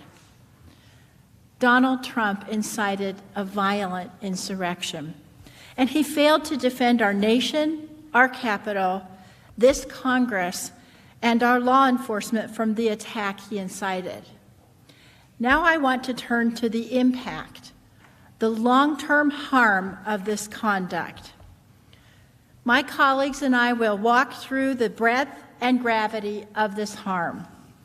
I'd like to start with the effect President Trump's conduct had on our domestic security. We saw firsthand how Donald Trump's conduct emboldened and escalated domestic violence extremists. These folks are known in the law enforcement community as DVEs. These threats were and are made worse by President Trump's refusal to take accountability and his refusal to forcibly denounce what his own FBI identified as some of the most dangerous elements of our country. Even as the attack was underway, he tweeted words of support to his violent supporters. And then, in the aftermath on January 7th, President Trump made it clear this was only the beginning. And to all of my wonderful supporters, I know you are disappointed, but I also want you to know that our incredible journey is only just beginning. And he was right. Unless we take action, the violence is only just beginning. In the aftermath of the attack, we saw a huge rise in threats from domestic violent extremists, including specific threats to the inauguration in D.C. and also to all 50 state capitals. Our intelligence agencies confirmed that in addition to these specific threats, President Trump's conduct emboldened the very same violent groups who initiated the attack and sparked new violent coalitions. These groups believe that they're following his orders. They believe that their acts of insurrection and violence are patriotic. Violence is never patriotic, and it's never American. It's not the Democratic way, and it's not the Republican way. After the attack, the nation's top defense and law enforcement agencies reported an increase in credible threats to the inauguration from Donald Trump's supporters. On January 13, 2021, a joint intelligence bulletin issued by the Department of Homeland Security, the FBI, and the National Counterterrorism Center found, quote, since the 6th January event, violent online rhetoric regarding the 20 January presidential inauguration has increased, with some calling for unspecified, quote, justice for the 6 January fatal shooting by law enforcement of a participant who had illegally entered the Capitol building, and another posting that, quote, many armed individuals would return on 19 January. The agencies also made clear why these threats were escalating, especially regarding the inauguration. The report explained that a primary motivating factor was, quote, the shared false narrative of a stolen election and opposition to the change in control of the executive and legislative branches of the federal government may lead some individuals to adopt the belief that there is no political solution to address their grievances and that violent action is necessary. In other words, President Trump's spreading of inflammatory disinformation about the election incited the insurrection on January 6th and may lead to further violence. Online, just as they did prior to the January 6th attack, Trump supporters took to the internet to organize and document their desire and plans for future violence at President Biden's inauguration. And indeed, in the days shortly after the attack, several posters on extremist social media websites made further plans for violence. They posted, quote, many of us will return on January 19, 2021, carrying our weapons in support of our nation's resolve, to which the world will never forget. We will come in numbers no standing army or police agency can match. Quote, we took the building once and we can take it again. Other users, eager to participate in additional attacks, confirmed that they were waiting on President Trump's instructions about what to do next. Referring to a future planned attack, a user on the online platform known as Gab posted, quote, I'd like to come do this, but want to know, does our president want us there? Awaiting instructions. In fact, in the days leading up to the inauguration, multiple individuals, many potentially in an attempt to carry out the plots that I just previewed, were arrested in Washington, D.C., including on serious weapons charges. One of those men was Couy Griffin, the founder of Cowboys for Trump, who took part in the Capitol attack and was also arrested on January 17th. Here's what he said about his plans for violence. You know, you want to say that that was a mob? You want to say that was a violence? No, sir. No, ma'am. No, we could have a Second Amendment rally on those same steps that we had that rally yesterday. You know, and if we do, then it's going to be a sad day because there's going to be blood running out of that building. But at the end of the day, you mark my word, we will plant our flag on the desk of Nancy Pelosi and Chuck Schumer. Blood running out of the building. This building, the Capitol, where all of us are right now. Now, the name Couy Griffin may sound familiar because he previously faced controversy for a May 2020 video where he said, quote, the only good Democrat is a dead Democrat. Hear it from him yourself. Where I've come to the conclusion that the only good Democrat is a dead Democrat. Now, when he said this, President Trump actually retweeted Griffin and thanked him for that sentiment. When Donald Trump retweeted this, he was no stranger to Griffin. In fact, in March 2019, over a year earlier, Griffin and Trump had spoken on the phone for nearly 30 minutes. President Trump's conduct, without a doubt, made it clear that he supported Griffin. In fact, Griffin even said so himself. As Griffin later said about President Trump retweeting his inflammatory comment about the dead Democrats, quote, it really means a lot to me because I know the President of the United States has my back. Remember, This is a man who was here on January 6th, who was arrested after threatening to come back here to make blood come running out of this building. Threats like Griffin's have triggered a deployment of forces, the likes of which we have never seen. There were approximately 25,000 National Guard troops brought in from around the country to protect D.C. leading up to and on Inauguration Day. As you know, many of those troops are still here. Take a look at that.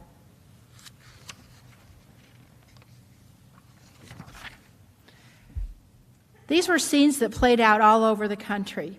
5 days following the siege on the Capitol, on January 11, 2021, the FBI warned that, quote, armed protests are being planned at all 50 state capitals from 16 January through at least 20 January, and at the U.S. Capitol from 17 January through 20 January.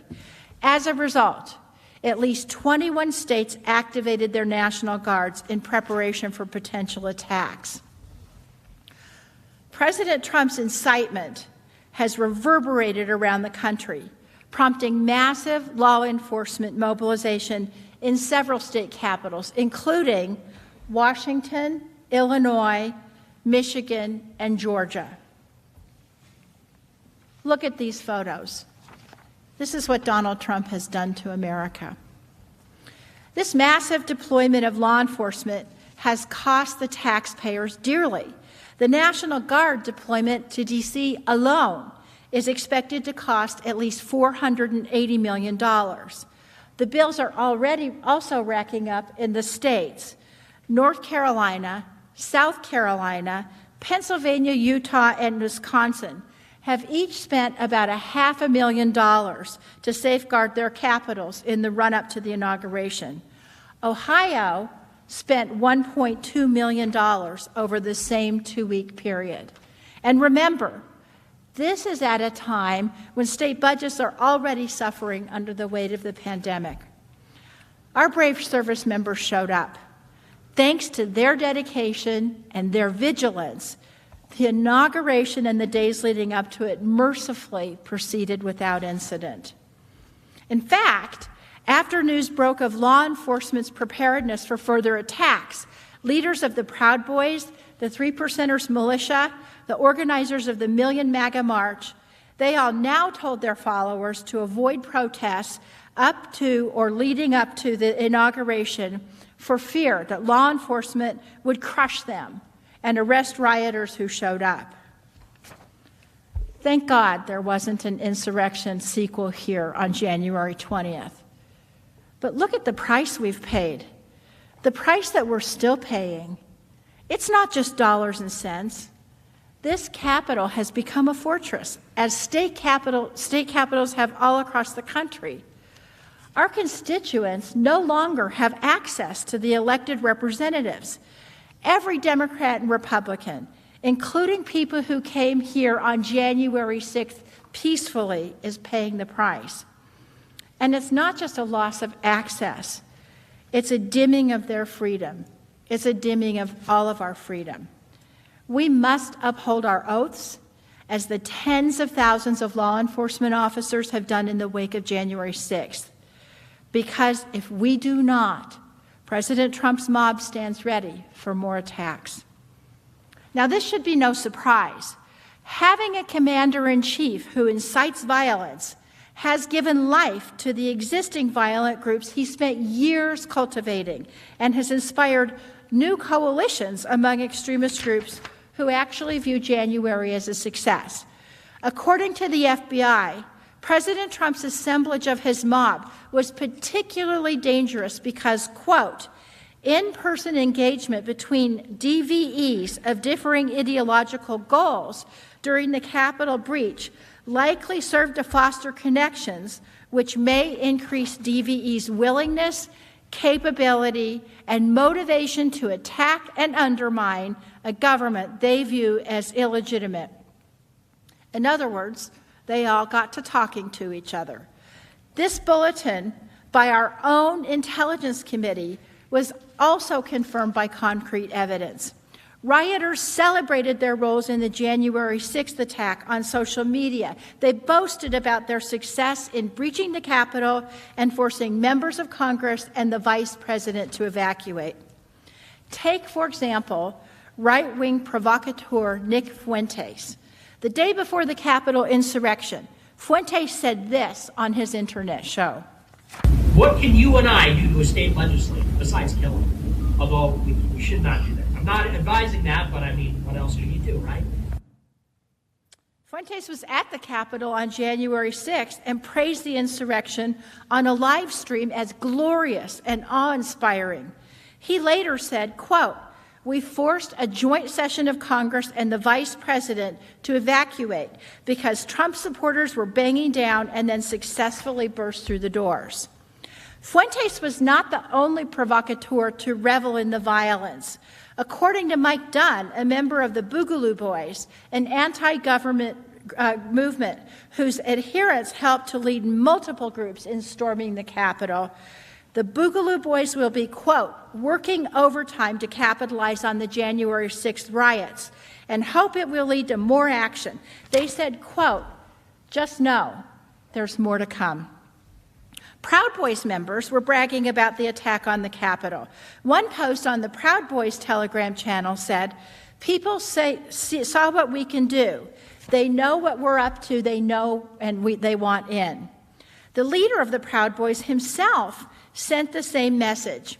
Enrique Tarrio said the Proud Boys would be active during Biden's presidency.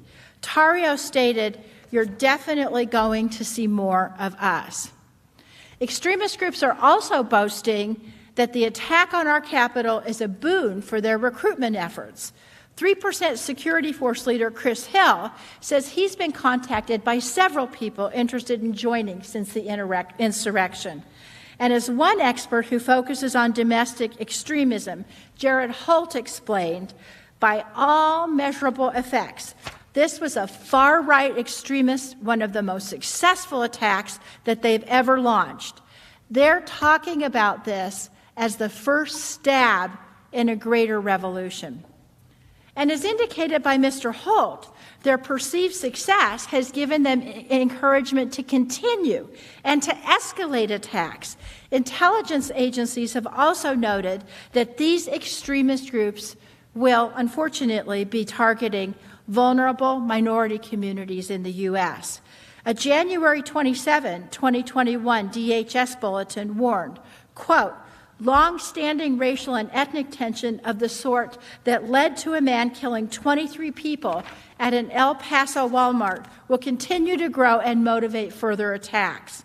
The January 13 Joint Intelligence Bulletin report stated that in addition to the other types of violence listed, DVEs may be incited to carry out more violence, including violence against racial, ethnic, and religious minorities and associated institutions, journalists, members of the LGBTQ+ community, and other targets common among some DVEs. These prejudiced elements could be seen visibly in the crowd that attacked the Capitol. Pictured here is Robert Packer.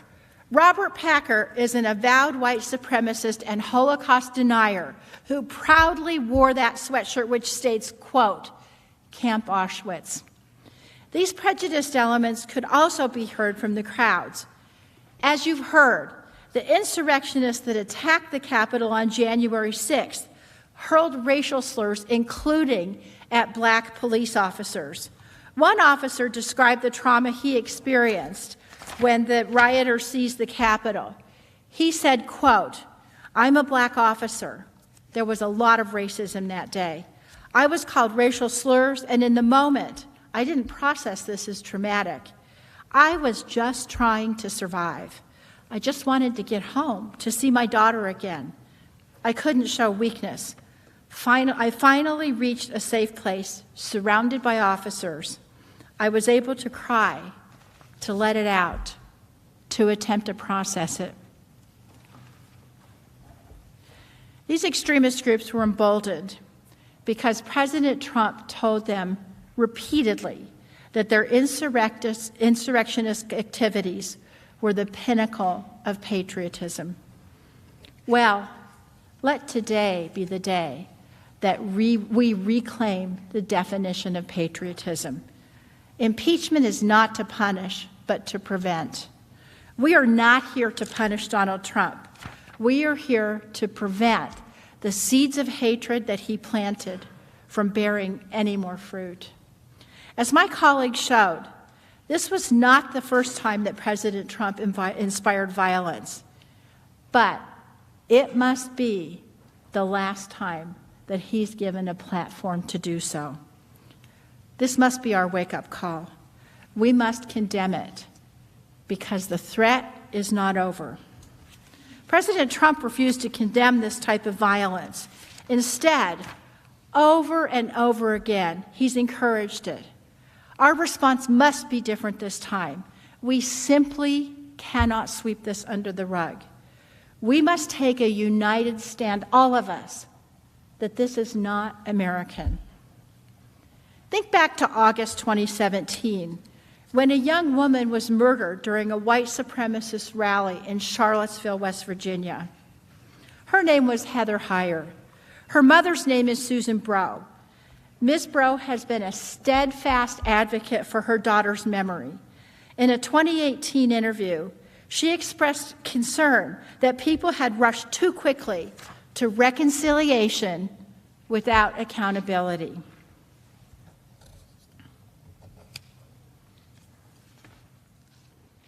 If you rush to heal, if you rush to everybody grab each other and sing Kumbaya, then we've accomplished nothing and we'll be right back here in a few years.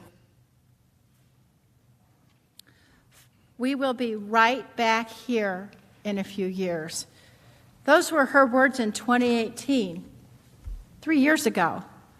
Her daughter's murderer, he was held to account. But our nation did not impose any meaningful accountability on a president who at the time said that there were very fine people on both sides.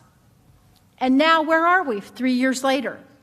I'd argue we're not just back where we were. I would argue things are worse. In 2017, it was unfathomable to most of us to think that Charlottesville could happen, just as it was unfathomable to most of us that the Capitol could have been breached on January 6th. Frankly, what unfathomable horrors await us if we do not stand up now and say, no, this is not America? And we will not just express condolences and denunciations. We won't just close the book and try to move on. We will act to make sure this never happens again.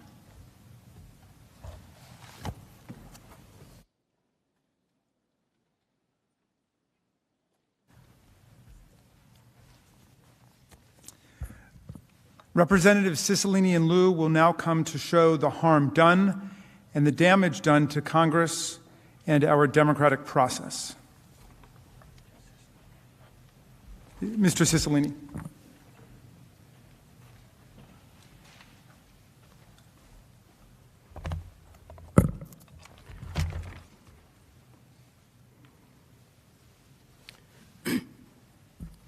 Mr. President, distinguished senators, you just heard from my colleague, Manager DeGette, how the conduct of Donald Trump dramatically increased the threats to our security and emboldened violent domestic extremists.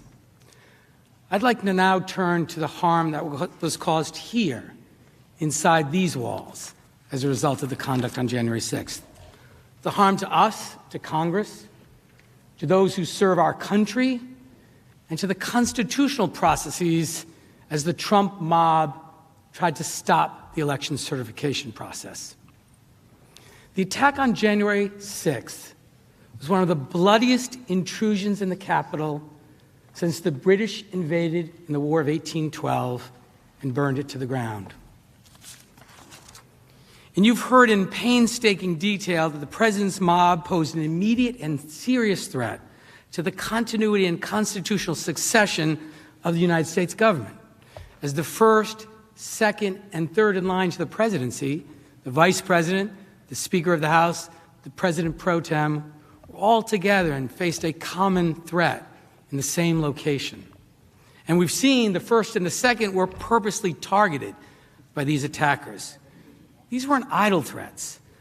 The mob, as you have heard, chanted, "Hang Mike Pence." Hang Mike Pence! Hang Mike Pence! Hang Mike Pence! Hang Mike Pence!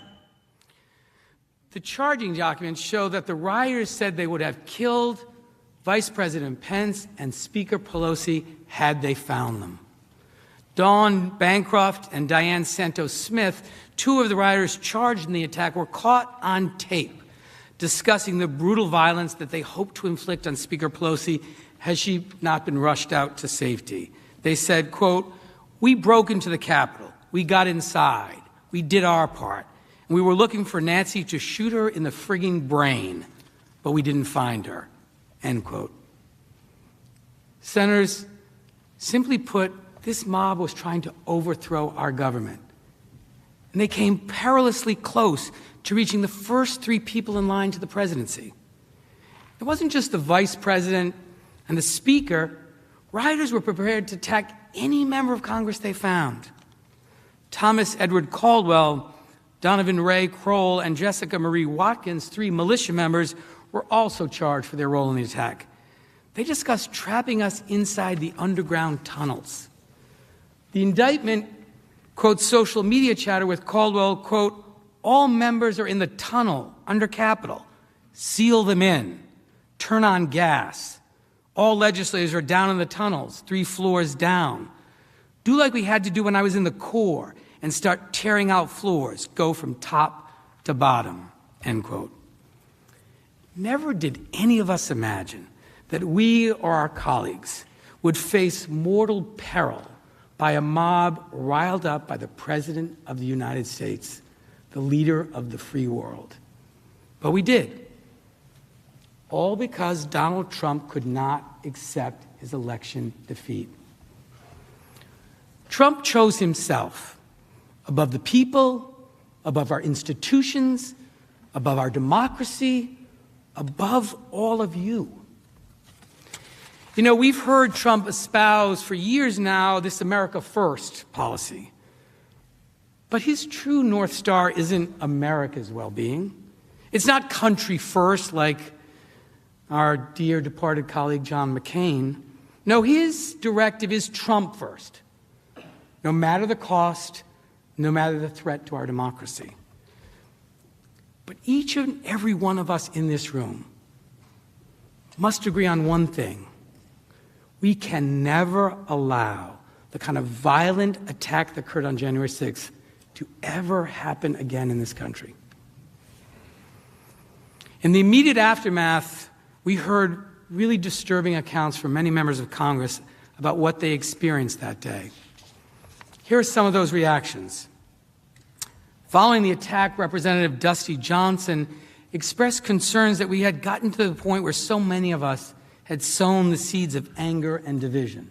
We were barricaded, and there was some fear, to be sure, but overwhelmingly the emotion that I experienced was one of anger. I just could not believe that this was happening. I could not believe that we had gotten to this point where so many of us had sown these seeds of anger and of division, and we had built this powder keg. And really, we were starting to see this powder keg light up, and it was, frankly, I was furious.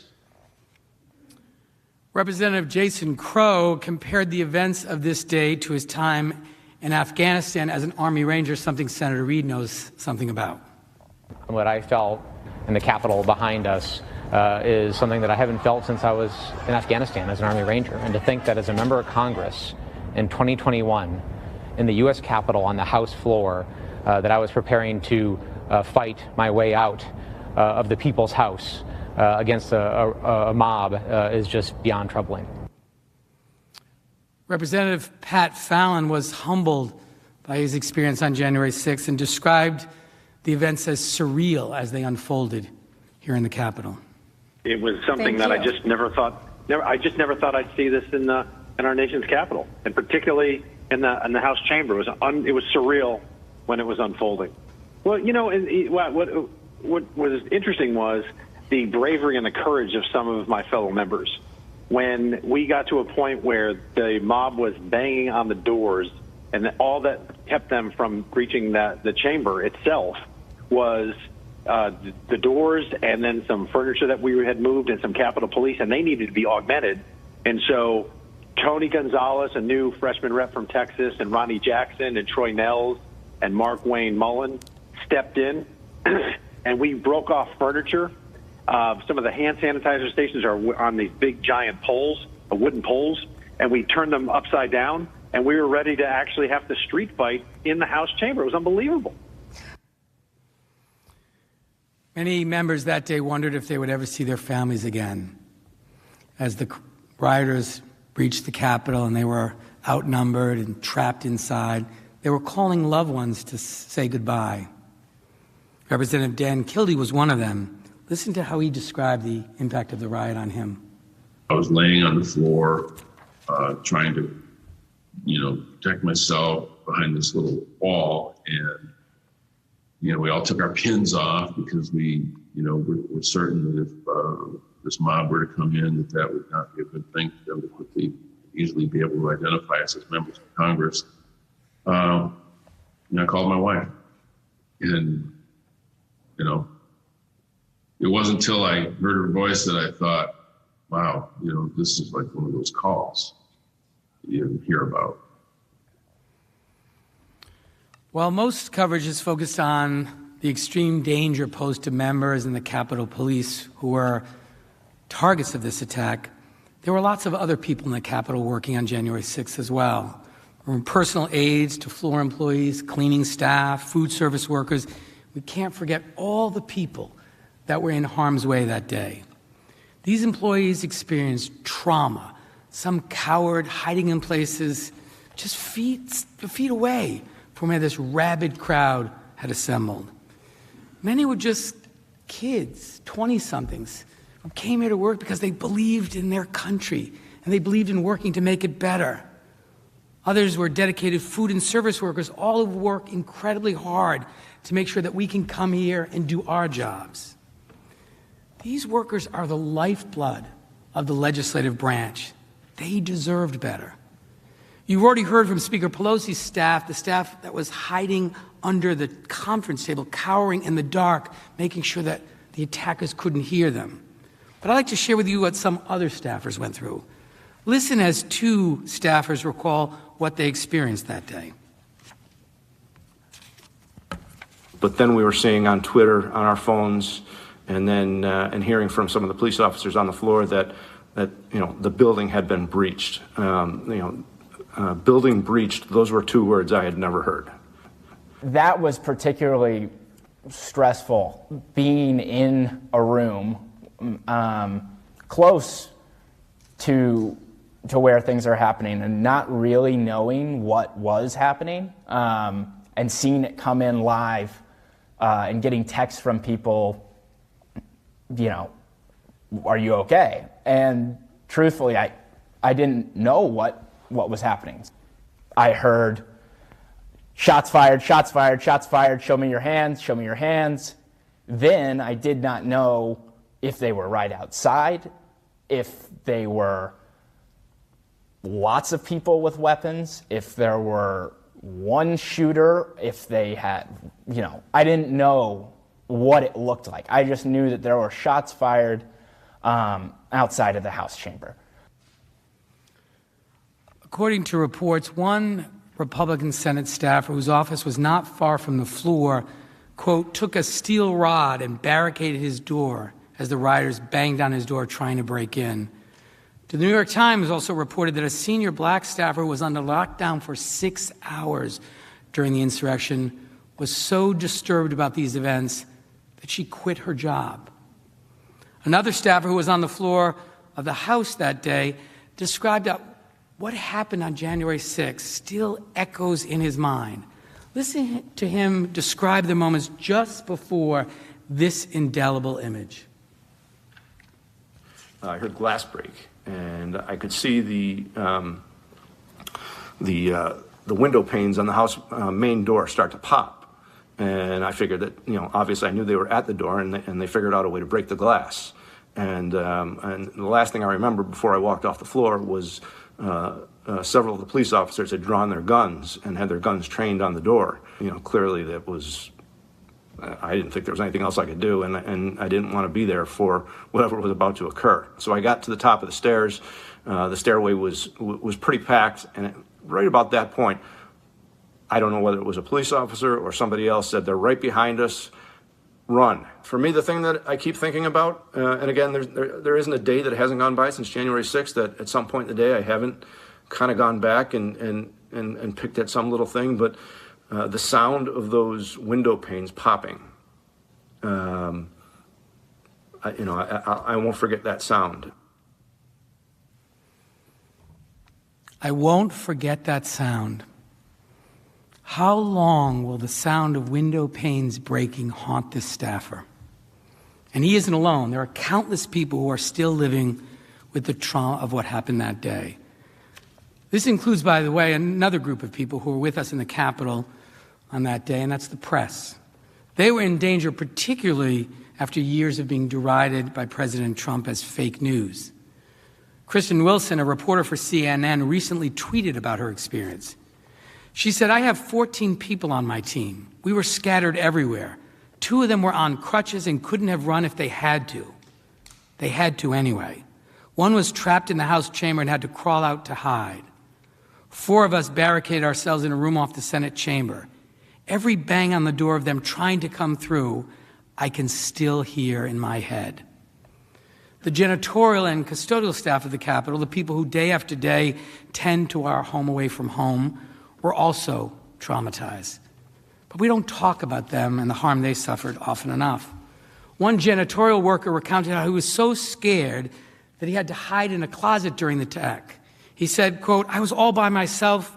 I didn't know what was going on," end quote. Another employee, a mother of 3, said, "The insurrection shattered all my sense of security at work." And an employee of the Capitol said, quote, "I hope nothing else happens, because these people were talking about killing us, killing federal employees, killing police." Another employee was afraid to work on Inauguration Day, said, quote, "I honestly fear for my life. I've got 2 children at home," end quote. For many of the black and brown staff, the trauma was made worse by the many painful symbols of hate that were on full display that day. Insurrectionists waved Confederate flags and hurled the most disgusting racial slurs at dedicated Capitol workers. Then after all of that, these same workers, many of them people of color, were forced to clean up the mess left by mobs of white nationalists. One member of the janitorial staff reflected how terrible he felt when he had to clean up feces that had been smeared on the wall, blood of a rioter who had died, and broken glass and other objects strewn all over the floor. He said, "I felt bad. I felt degraded." Let's also not forget that this violent attack happened in the middle of a global pandemic. Social distancing was impossible as we were hiding for our lives in cramped quarters for long periods of time. Since January 6th, at least 7 members who hid with other members of Congress have tested positive for COVID-19.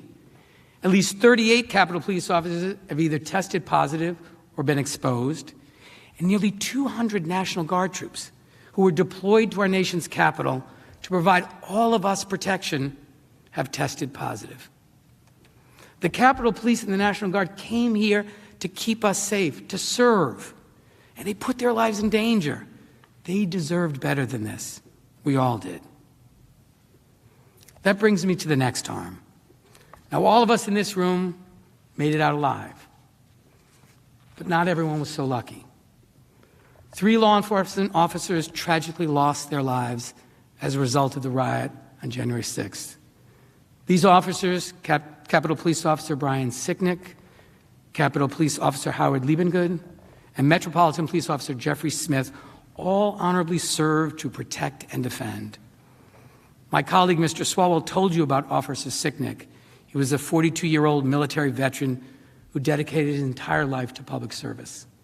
On January 6th, he fought a mob of rioters as they streamed into the Capitol and ultimately lost his life protecting us. Officer Liebengood was a 15-year veteran of the Capitol Police. His father served as Sergeant-at-Arms here in the Senate, and Officer Liebengood followed his extraordinary example of public service. Officer Smith served for 12 years with the Metropolitan Police Department. He heeded the call of duty on January 6th by coming to stand with the Capitol Police to help secure our democracy. Earlier, my colleague, Manager Swalwell, showed you terrible videos of the police being physically abused and injured. You remember what happened to Officer Fanone and Officer Hodges of the MPD, but there were scores of other officers whose names we don't know who were also brutalized that day. Injuries to the U.S. Capitol Police and the Metropolitan Police Department include concussions, irritated lungs, serious injuries caused by repeated blows from bats, poles, and clubs. Capitol Police officers also sustained injuries that will be with them for the rest of their lives. One officer lost the tip of a right index finger. In a statement issued on January 7th, the chairman of the Capitol Police Officers Union said, and I quote, "I have officers who were not issued helmets prior to the attack, who have sustained brain injuries. One officer has 2 cracked ribs and 2 smashed spinal discs. One officer is going to lose his eye, and another was stabbed with a metal fence stake," end quote. In total, at least 81 members of Capitol Police and 65 members of the Metropolitan Police Department were injured during the attack on January 6th. Former Capitol Police Chief Sun described the insurrection as violent, unlike anything he'd seen in his 30-year career in law enforcement. D.C. Police Chief Robert J. Conti III, who had spoken with an officer who had been beaten and injured with a stun gun, said, quote, "I've talked to officers who have done 2 tours in Iraq who said this was scarier to them than their time in combat," end quote. Of course, the physical violence is not the only thing that will have a lasting effect on our brave sworn officers. Trump's mob verbally denigrated their patriotism, questioned their loyalty, and yelled racial slurs. They called them traitors, Nazis, un-American for protecting us. For example, in the next clip, a rioter wearing a hunting jacket accosts a police officer. Are you an American? Act like fucking what you know. Don't get that idea with the fucking get his third eye. You guys have no idea what the fuck you know. Now once again, never America. Now one idea. Don't touch me, don't. Get the fuck out of here. Don't touch me, motherfucker. Easy, man. Take it easy. No, they work for us. Fuck that. Listen to how the Trump mob talked to these officers. You heard that with your own ears. Fuck you!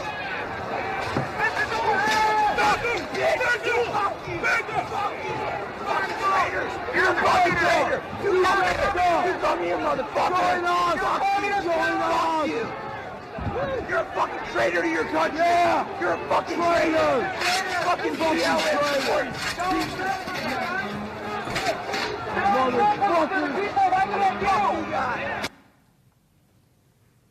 Effing traitor.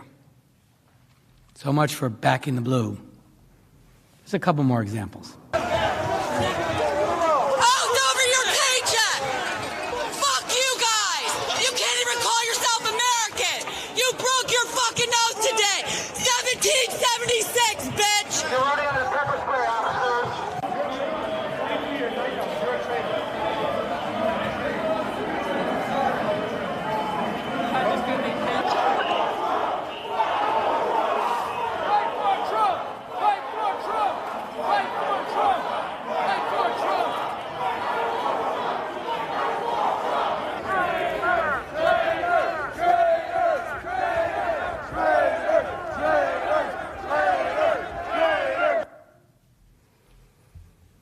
They called law enforcement officers traitors.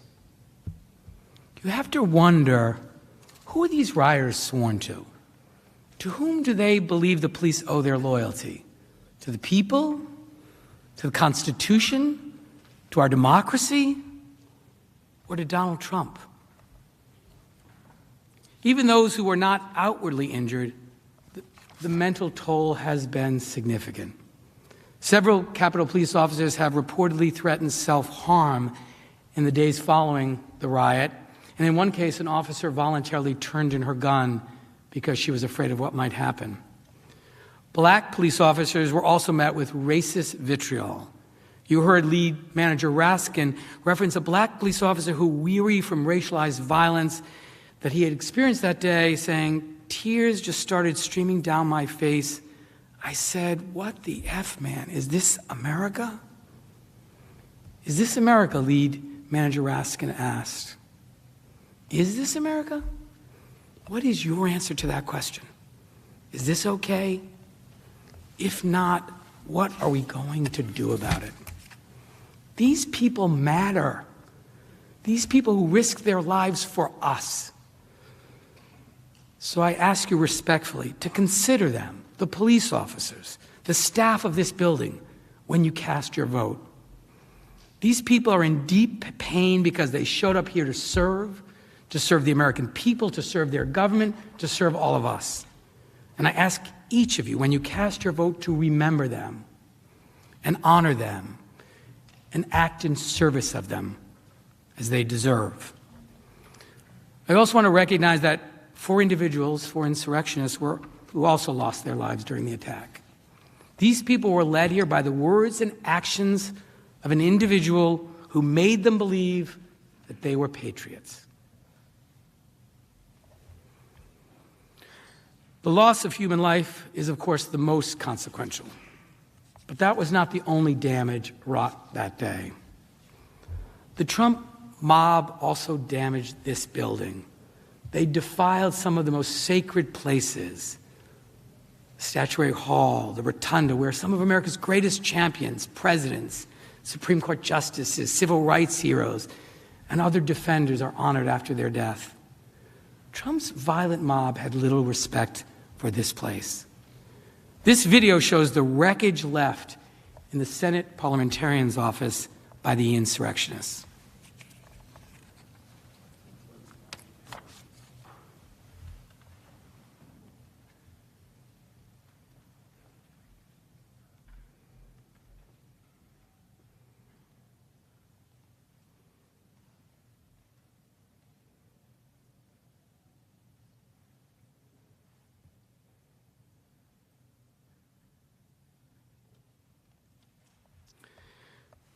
A bust of President Zachary Taylor was smeared with what appeared to be blood. An empty picture frame, presumably robbed of its contents, was found on the floor. And videos of the insurrection captured one man stealing a framed photo, another one tearing a scroll from the wall and ripping it up and throwing those pieces on the floor. A sign paying tribute to John Lewis was also shamefully destroyed. And only a broken piece of the memorial was found on the ground next to a trash can. The photo of Mr. Lewis was gone. The damage done to this building is a stain on all of us and on the dignity of our democracy. The attack we saw had a purpose: stop the certification, stop our democratic process. Fortunately, they did not prevail. Newspapers across America on January 21st, the day after the inauguration, proclaimed democracy has prevailed. President Biden said that in his inauguration speech. The headline was in so many places because the world's oldest constitutional democracy and the principles underlying it had been attacked and challenged. This wasn't just an attack on the Capitol building and the dedicated people inside. It was an attack on what we were elected to preserve: our democracy. This attack on our elections, on the peaceful transfer of power from one president to the next, didn't even happen during the Civil War. But it did just happen because of the cold, calculated, and conspiratorial acts of our former President, Donald J. Trump. We showed you that the insurrectionists were deliberate, that they came looking for Vice President Pence and Speaker Pelosi, ready to kill. When President Trump incited a lawless mob to attack our process, he was attacking our democracy. He was trying to become king and rule over us against the will of the people and the valid results of the election. For the first time ever in our history, a sitting president actively instigated his supporters to violently disrupt the process that provides for the peaceful transfer of power from one president to the next. Think about that for a moment. What if President Trump had been successful? What if he had succeeded in overturning the will of the people in our constitutional processes? Who among us is willing to risk that outcome by letting Trump's constitutional crimes go unanswered? The founders included impeachment in our Constitution not as a punishment, but to prevent. We have to prevent every president, today, tomorrow, or at any time in the future, from believing that this conduct is acceptable. Today, we have to stand up for our democracy and ensure we remain a country governed by the people, for the people, by telling Donald Trump and people all across this country and all across the world that his crimes will not and cannot stand.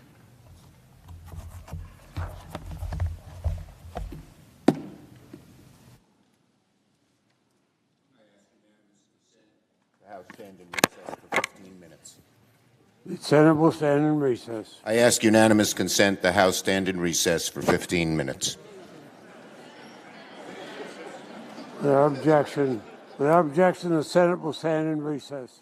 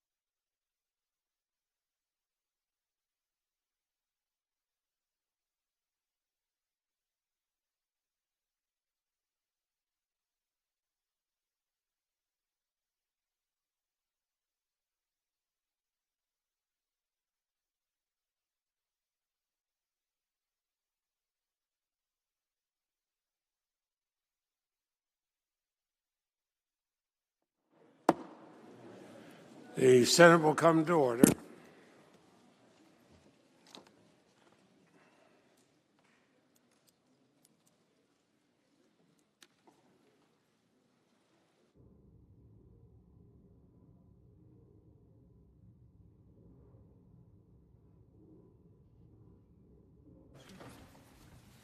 Thank you, Mr. President.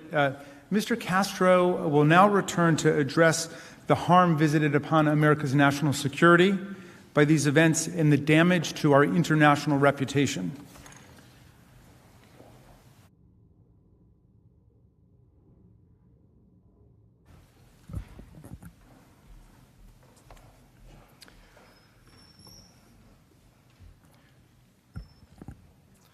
My colleagues discussed with you the many harms to our nation as a result of President Trump's conduct. Now, I'd like to spend some time talking about the harm to our national security and our standing in the world.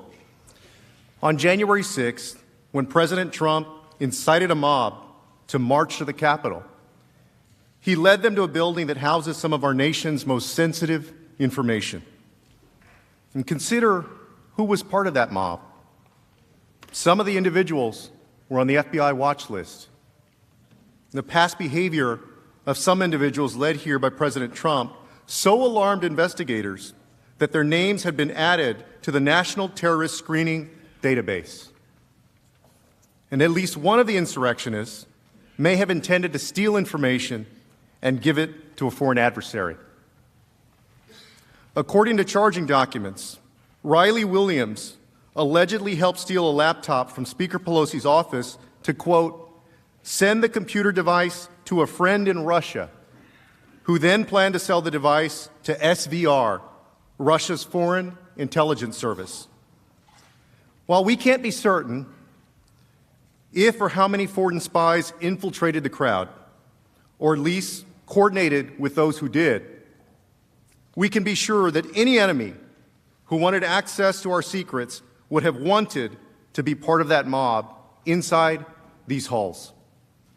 And the point is this: many of the insurrectionists that President Trump incited to invade this chamber were dangerous.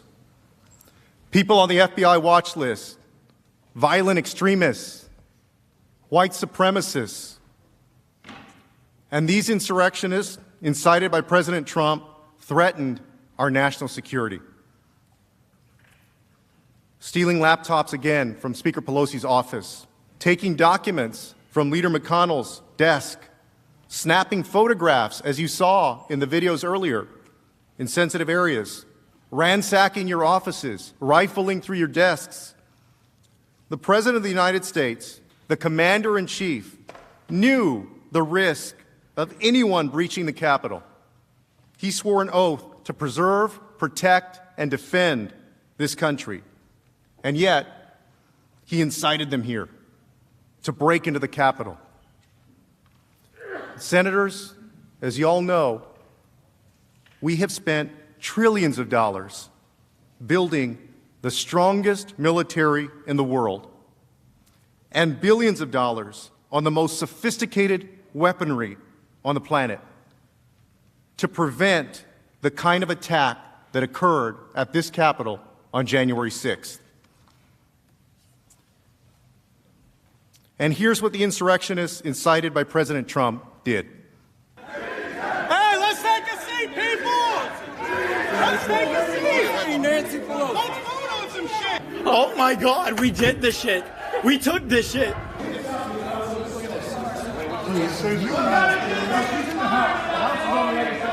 want to just get a snap of that. Yeah, I took a picture.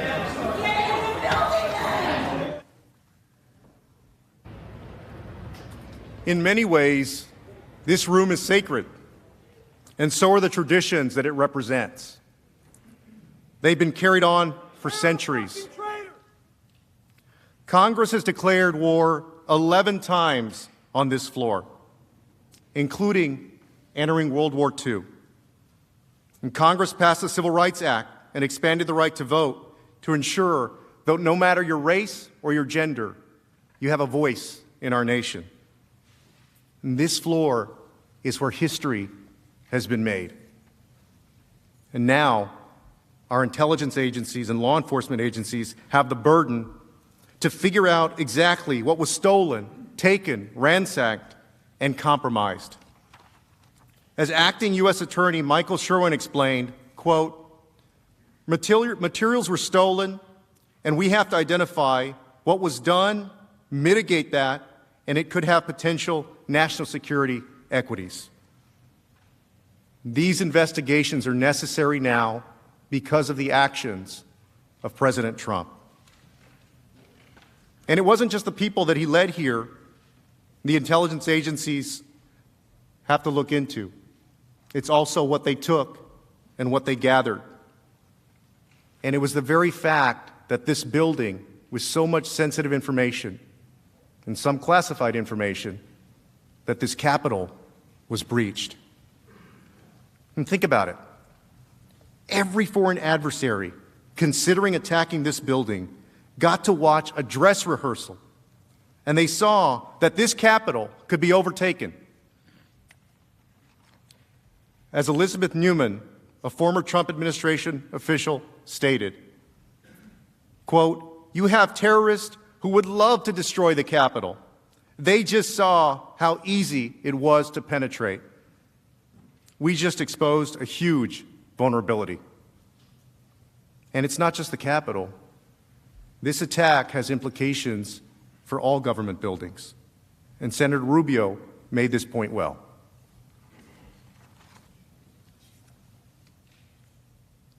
If you're a terrorist right now and you're sitting out there watching this, you're saying to yourself, hey, it's not that hard to get into the Capitol. Maybe that's not hard to get into the White House or the Supreme Court building or somewhere else. Our government, our intelligence agencies, and our law enforcement have implemented additional safety measures since the attack on January 6th. But while we secure this physical space, what message will we send the rest of the world?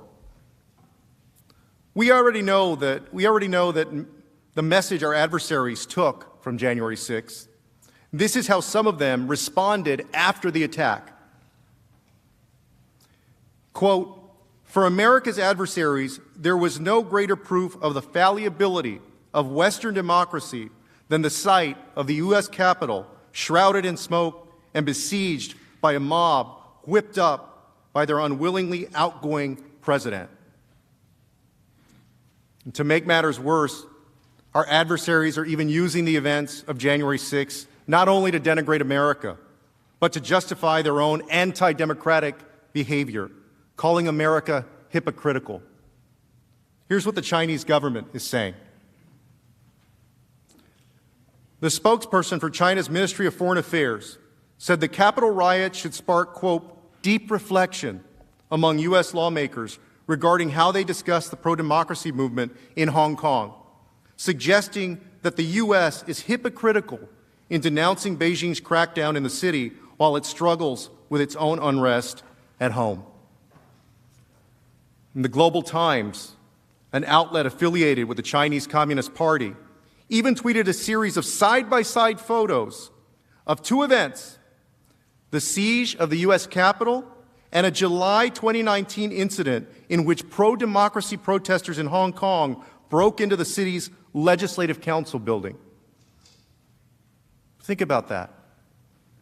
President Trump gave the Chinese government an opening to create a false equivalency between Hong Kongers protesting for democracy and violent insurrectionists trying to overthrow it. As Representative Gallagher described in real time, and if we don't think other countries around the world are watching this happen right now, if we don't think the Chinese Communist Party is sitting back and laughing, then we're deluding ourselves.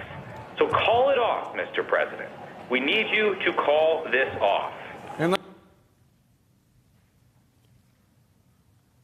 Russia has also seized on this violent attack against our government, decrying that democracy is, quote, over. The chairman of the Russian Upper House of Parliament's International Affairs Committee said, quote, "The celebration of democracy is over. This is, alas, actually the bottom. I say this without a hint of gloating. America is no longer charting the course, and therefore has lost all its rights to set it, and especially to impose it on others. They're using President Trump's incitement of an insurrection to declare that democracy is over. In Iran, the supreme leader is using President Trump's incitement of insurrection to mock America. He said of the situation in the United States, quote, "This is their democracy and human rights. This is their election scandal. These are their values. These values are being mocked by the whole world. Even their friends are laughing at them." And these statements are serious and pervasive. And according to a joint threat assessment bulletin from the Department of Homeland Security, the FBI, and 8 other law enforcement entities, quote, "Since the incident at the U.S. Capitol on January 6th, Russian, Iranian, and Chinese influence actors have seized the opportunity to amplify narratives in furtherance of their policy interest amid the presidential transition." We cannot let them use what happened on January 6th to define us, who we are, and what we stand for. We get to define ourselves by how we respond to the attack of January 6th. And some might be tempted to say and point out that our adversaries are always going to be critical of the United States. But following the insurrection on January 6th, even our allies are speaking up. Canadian Prime Minister Justin Trudeau said, quote, "What we witnessed was an assault on democracy by violent rioters, incited by the current president and other politicians. As shocking, deeply disturbing, and frankly saddening as that event remains, we have also seen this week that democracy is resilient in America, our closest ally and neighbor." The German foreign minister said, quote, "This closing of ranks begins with holding those accountable who are responsible for such escalations. That includes the violent rioters, and it also includes their instigators." The world is watching and wondering whether we are who we say we are. Because when our other countries have known chaos, our Constitution has helped keep order in America. This is why we have a Constitution. We must stand up for the rule of law, because the rule of law doesn't just stand up by itself. After the insurrection, my colleagues on the House Foreign Affairs Committee, the chairman and the ranking member, issued a bipartisan statement that said, quote, "America has always been a beacon of freedom to the world, proof that free and fair elections are achievable and that democracy works. But what happened at the Capitol today has scarred our reputation and has damaged our standing in the world. Today's violence, an inevitable result when leaders in positions of power misled the public, will certainly empower dictators and damage struggling democracies." And that's true. For generations, the United States has been a North Star in the world for freedom, democracy, and human rights, because America is not only a nation. For many, it's also an idea. It's the light that gives hope to people struggling for democracy in autocratic regimes, the light that inspires people fighting across the world for fundamental human rights, and the light that inspires us to believe in something larger than ourselves. And this trial is an opportunity to respond and to send a message back to the world. And I say this as somebody who loves my country, our country, just as all of you do. There is a lot of courage in this room, a lot of courage that has been demonstrated in the lives of the people in this room. Some folks have stood up for the civil rights of fellow Americans and risked their careers and their reputations, their livelihoods, and their safety, standing up for civil rights. Many members of Congress have risked their lives in service to our country, in uniform, fighting in the jungles of Vietnam, patrolling the mountains of Afghanistan.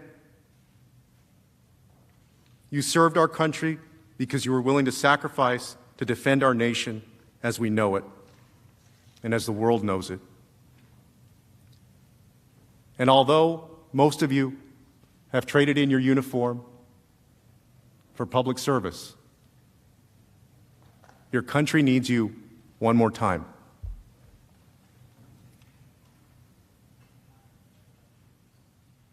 The world watched President Trump tell his big lie. The world watched his supporters come to Washington at his invitation.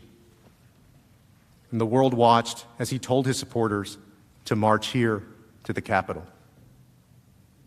And President Trump, our commander-in-chief at the time, failed to take any action to defend us, as he utterly failed in his duty to preserve, protect, and defend.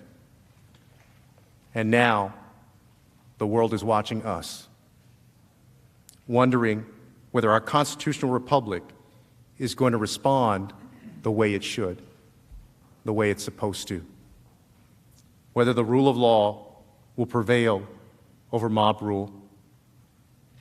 Because the answer to that question has consequences far beyond our own borders. Think of the consequences to our diplomats and negotiators as they sit at tables around the world to enforce our agenda on trade, the economy, and human rights. To fail to convict a president of the United States who incited a deadly insurrection, who acted in concert with a violent mob, who interfered with the certification of the Electoral College votes, who abdicated his duty as commander-in-chief, would be to forfeit the power of our example as a North Star on freedom, democracy, human rights, and most of all, on the rule of law. And to convict Donald Trump would mean that America stands for the rule of law, no matter who violates it. Let us show the world that January 6th was not America. And let us remind the world that we are truly their North Star.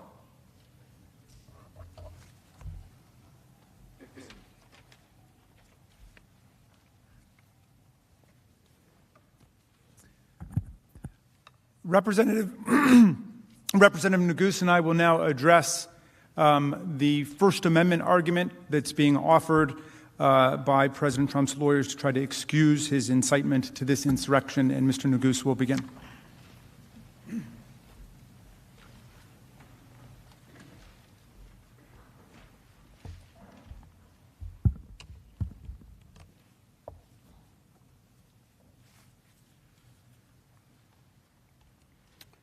Mr. President, distinguished senators, good afternoon. You have heard over the course of the last several days overwhelming evidence that President Trump incited an insurrection.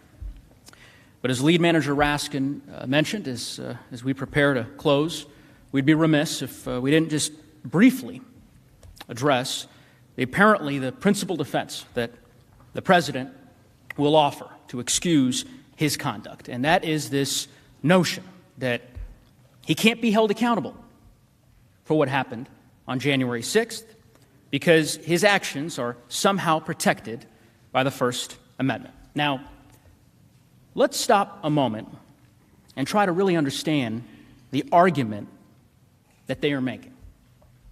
According to President Trump, everything he did, everything we showed you that he did, was perfectly okay for him to do, and for a future president to do again.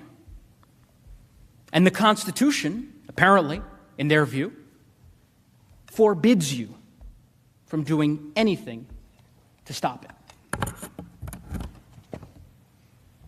That can't be right. It can't be. And it isn't right. Their argument is meant as a distraction.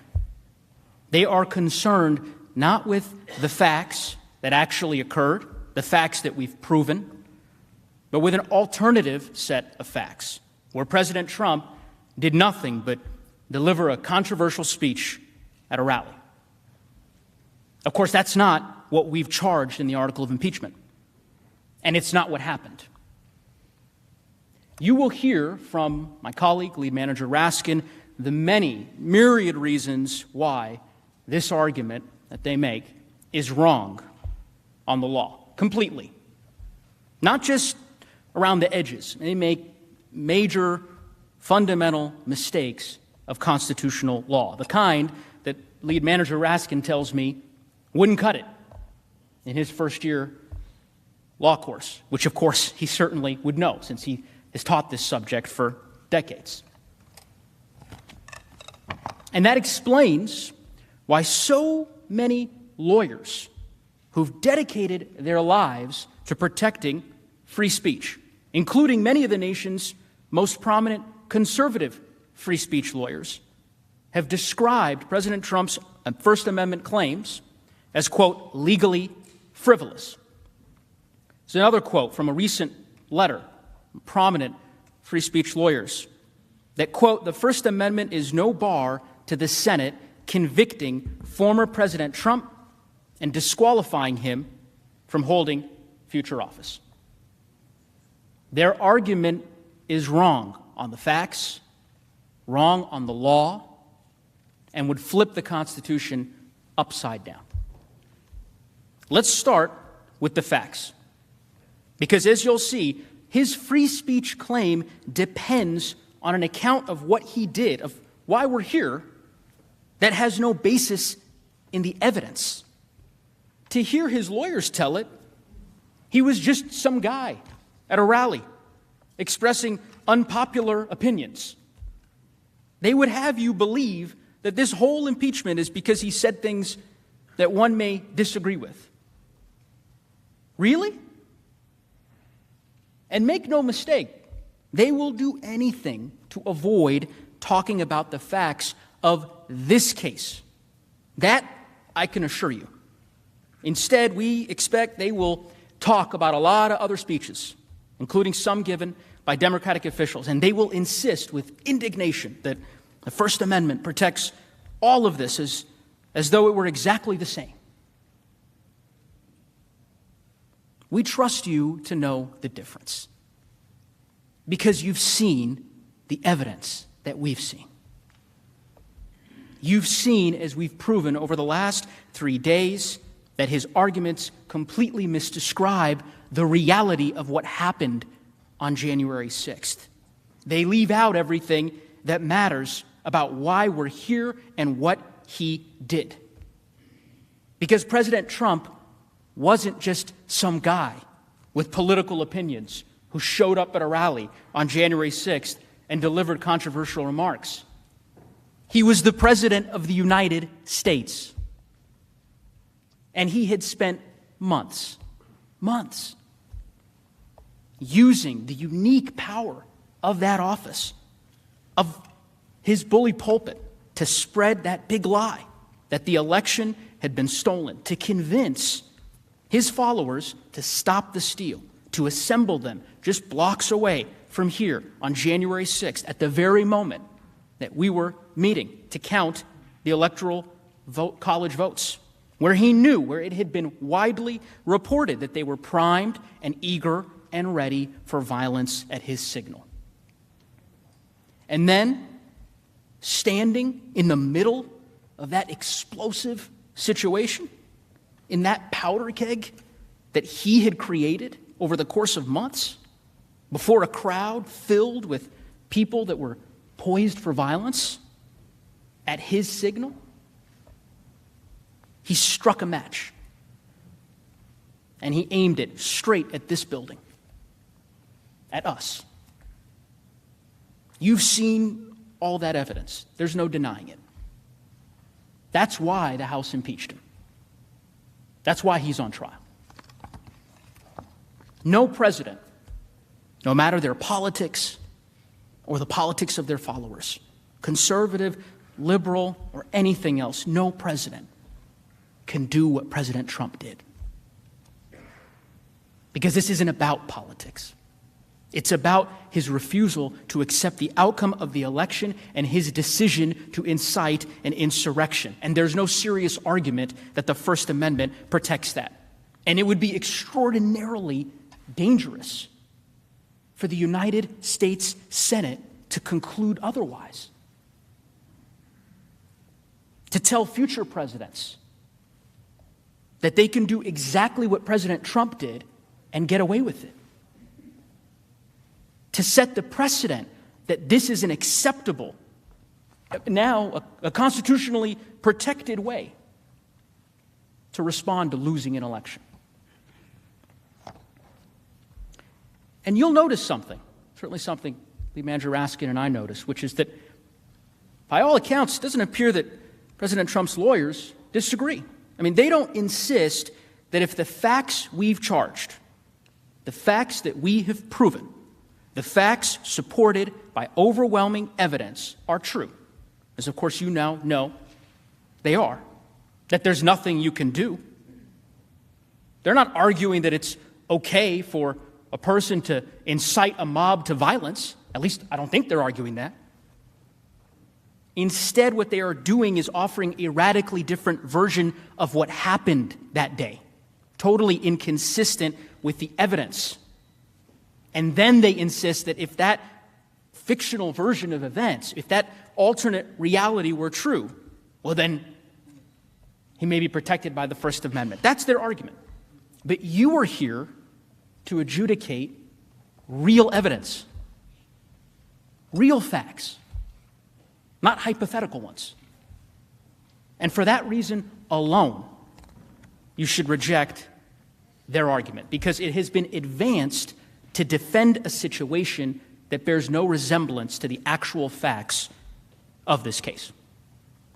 With that, I want to turn it over to my colleague, Lead Manager Raskin, to address the many legal flaws, as I mentioned, in President Trump's position.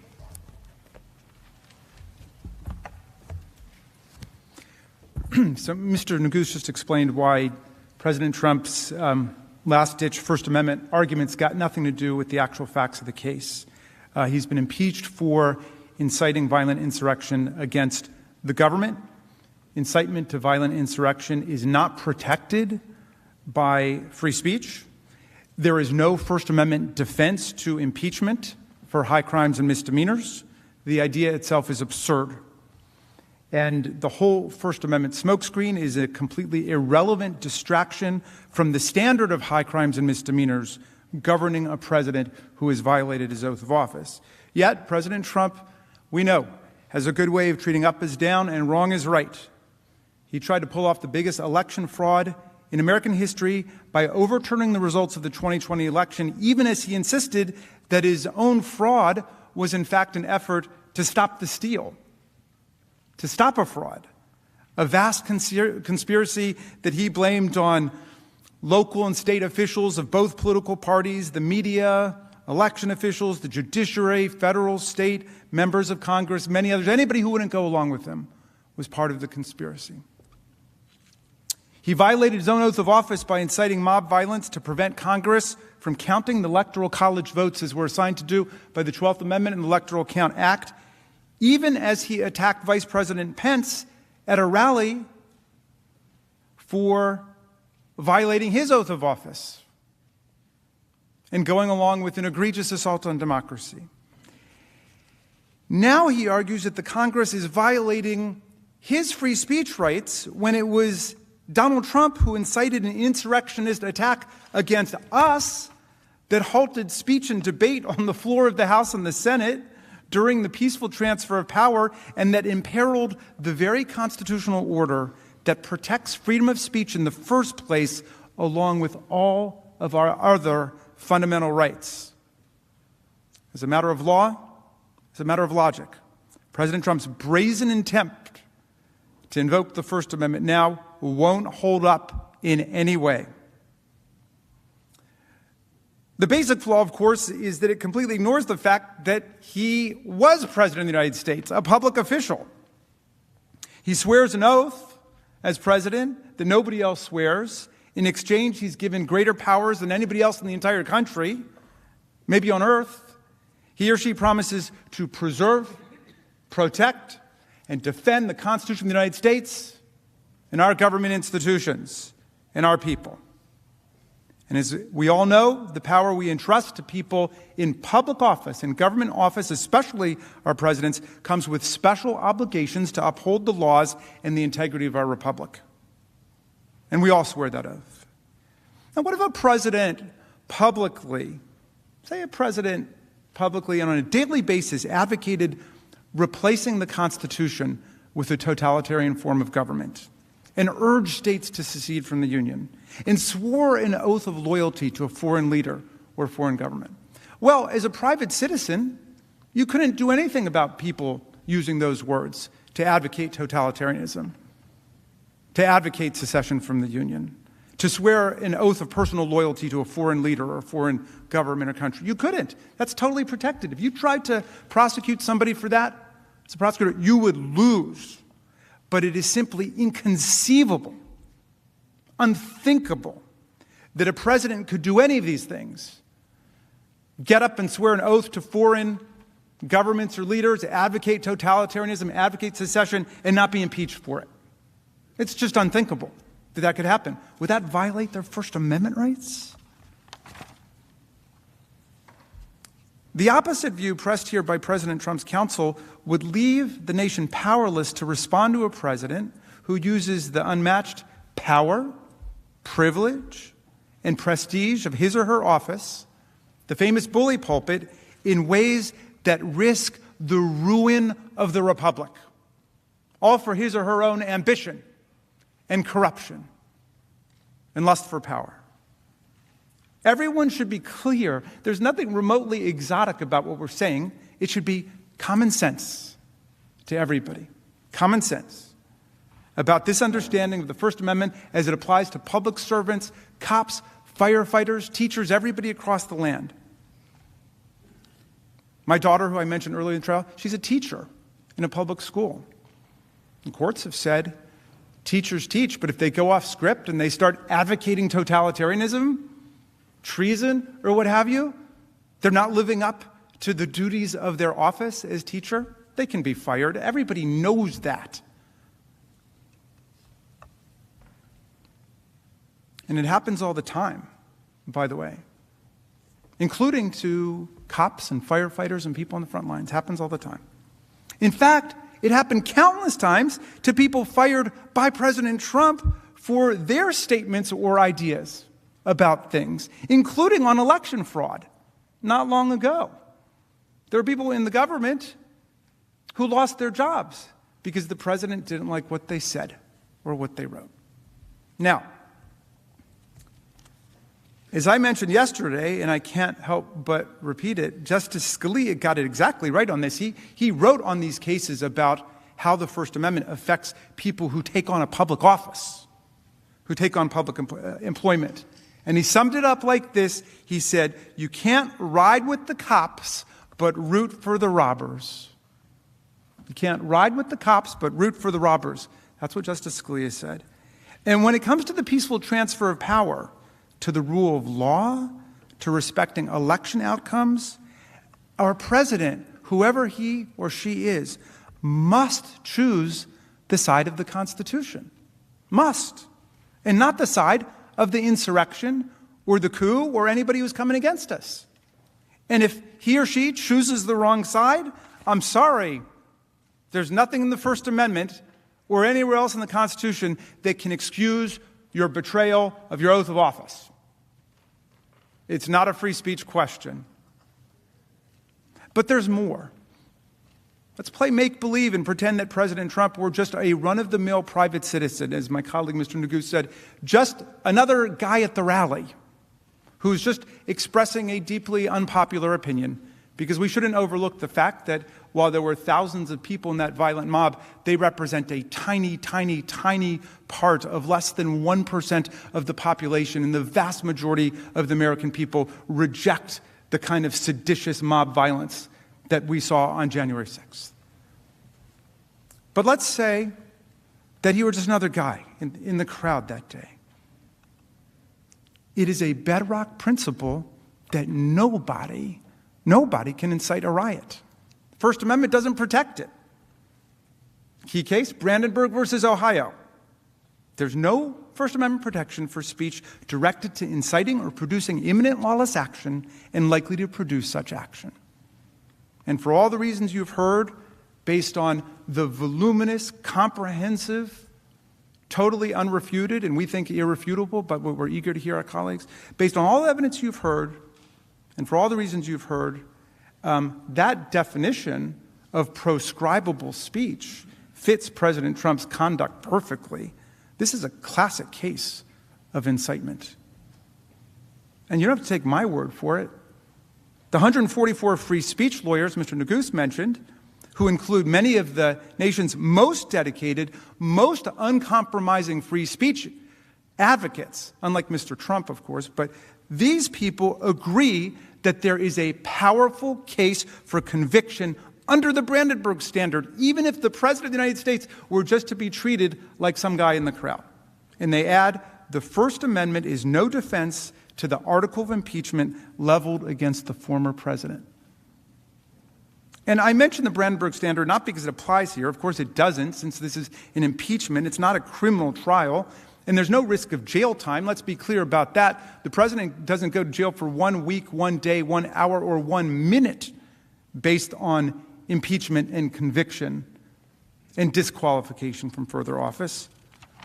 Rather, I mention it to emphasize that absolutely nobody in America would be protected by the First Amendment if they did all the things that Donald Trump did. Nobody made Donald Trump run for president and swear an oath to preserve, protect, and defend the Constitution on January 20th, 2017. But when he did, by virtue of swearing that oath and entering this high office, he took upon himself a duty to affirmatively take care that our laws would be faithfully executed under his leadership. All of the laws against federal destruction of property, all of the laws. We expected him in everything he said and everything he did to protect and preserve and defend our constitutional system, including the separation of powers. But instead, he betrayed us. And as Representative Cheney said, it was the greatest betrayal of a presidential oath in the history of the United States of America. The greatest. As I mentioned yesterday, President Trump is not even close to the proverbial citizen who falsely shouts fire in a crowded theater. He is like the now proverbial municipal fire chief who incites a mob to go set the theater on fire and not only refuses to put out the fire, but encourages the mob to keep going as the blaze spreads. We would hold that fire chief accountable. We would forbid him from that job ever again, and that's exactly what must happen here. There are hundreds of millions of citizens who can be president. Donald Trump has disqualified himself, and you must disqualify him too. Just like the fire chief who sends the mob, President Trump perverted his office by attacking the very Constitution he was sworn to uphold. In fact, that's one reason why this free speech rhetoric at this trial is so insidious. His conduct represented the most devastating and dangerous assault by a government official on our Constitution, including the First Amendment, in living memory. We wouldn't have free speech or any other rights if we didn't have the rule of law, peaceful transfer of power, and a democracy where the outcome of the election is accepted by the candidate who lost. We had it all the way up until 2020. And the central purposes of the First Amendment are democratic self-government and civic truth-seeking. Two purposes that President Trump sought to undermine, not advance, in the course of his conduct, as we have definitively demonstrated at this trial. The violence he incited threatened all of our freedoms. It threatened the very constitutional order that protects free speech, due process, religious free exercise, the right to vote, equal protection, and the many other fundamental rights that we all treasure and cherish as citizens of the United States. The First Amendment does not create some superpower immunity from impeachment for a president who attacks the Constitution in word and deed while rejecting the outcome of an election he happened to lose. If anything, President Trump's conduct was an assault on the First Amendment and equal protection rights that millions of Americans exercised when they voted last year, often under extraordinarily difficult and arduous circumstances.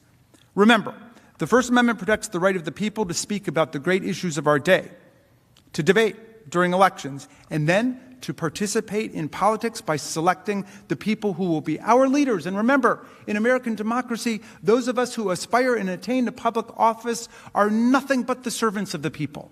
Nothing. Not the masters of the people. We have no kings here. We have no czars. Here the people govern, President Ford said. The people.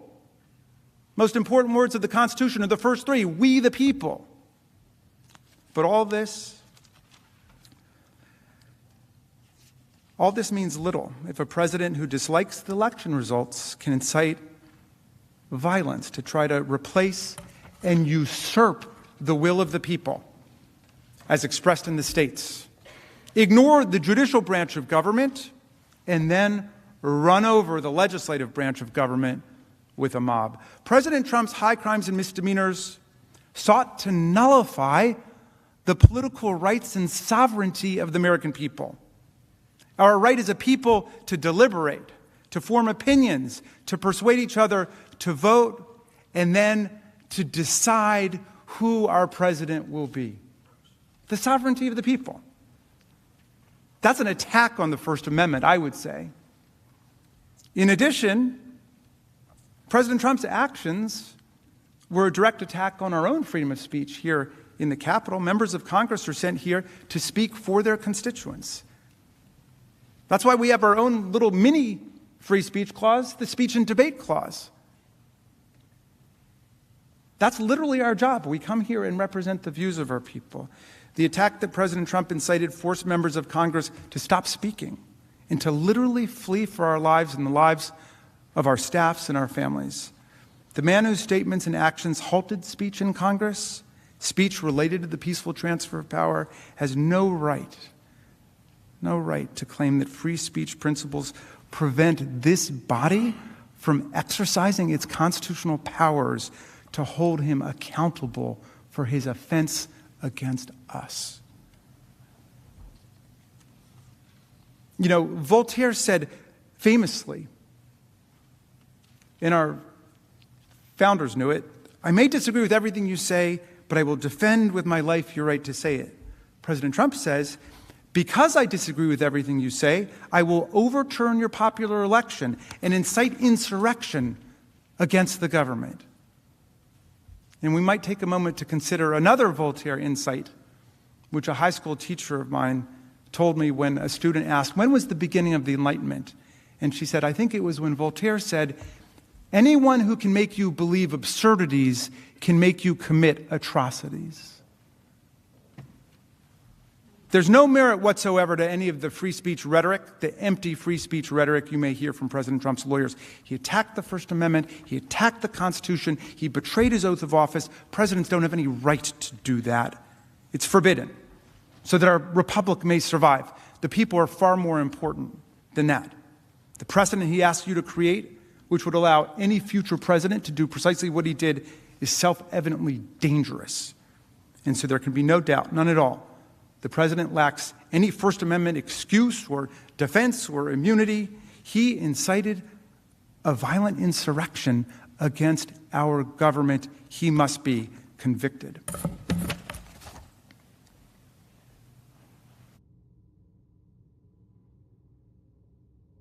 And now I'm going to call up Representative Dean, who will explain why, contrary to the president's claims, the House provided him with all the process that was due to him in this impeachment process. Oh, I'm sorry, Mr. Liu is going to do that.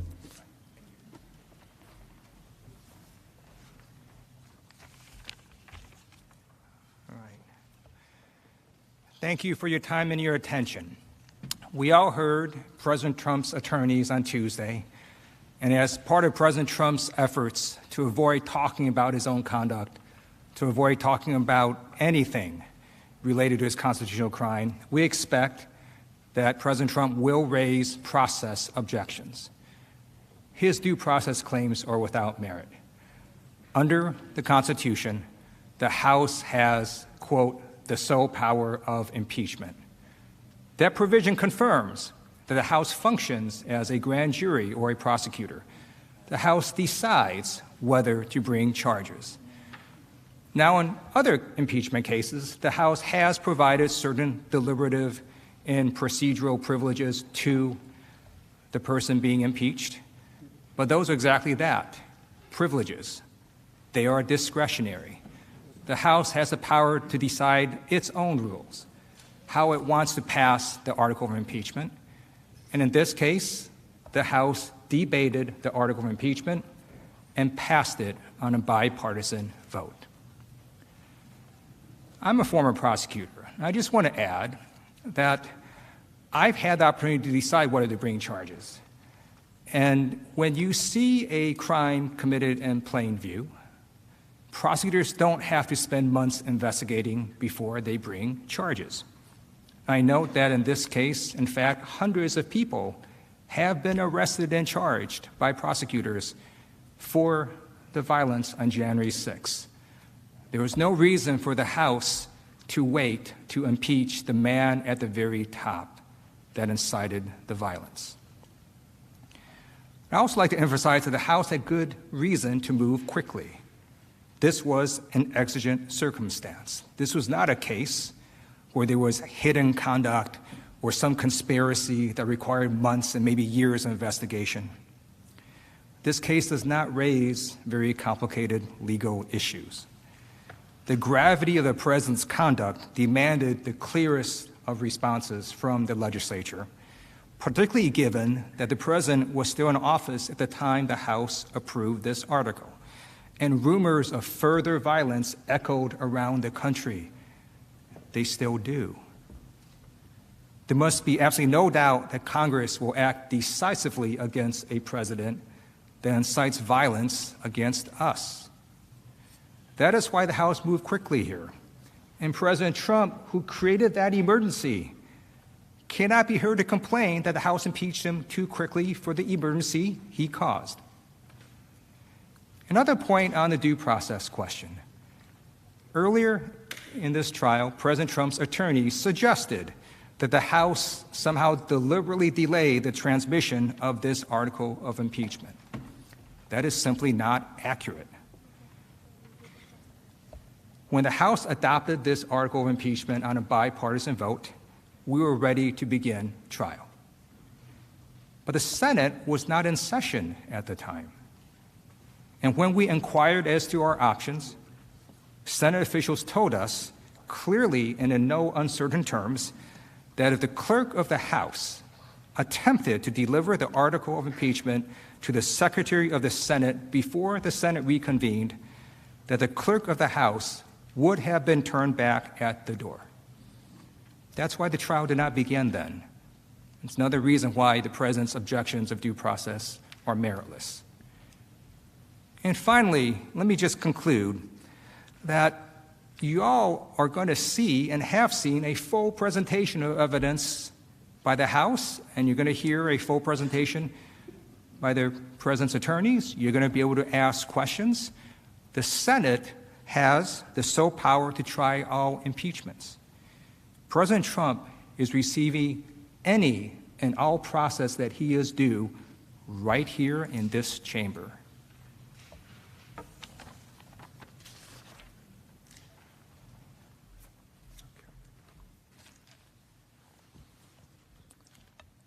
Mr. President, Senators, in just a moment, my colleague, Mr. Neguse, will return to show that we've established with overwhelming evidence that President Trump engaged in high crimes and misdemeanors.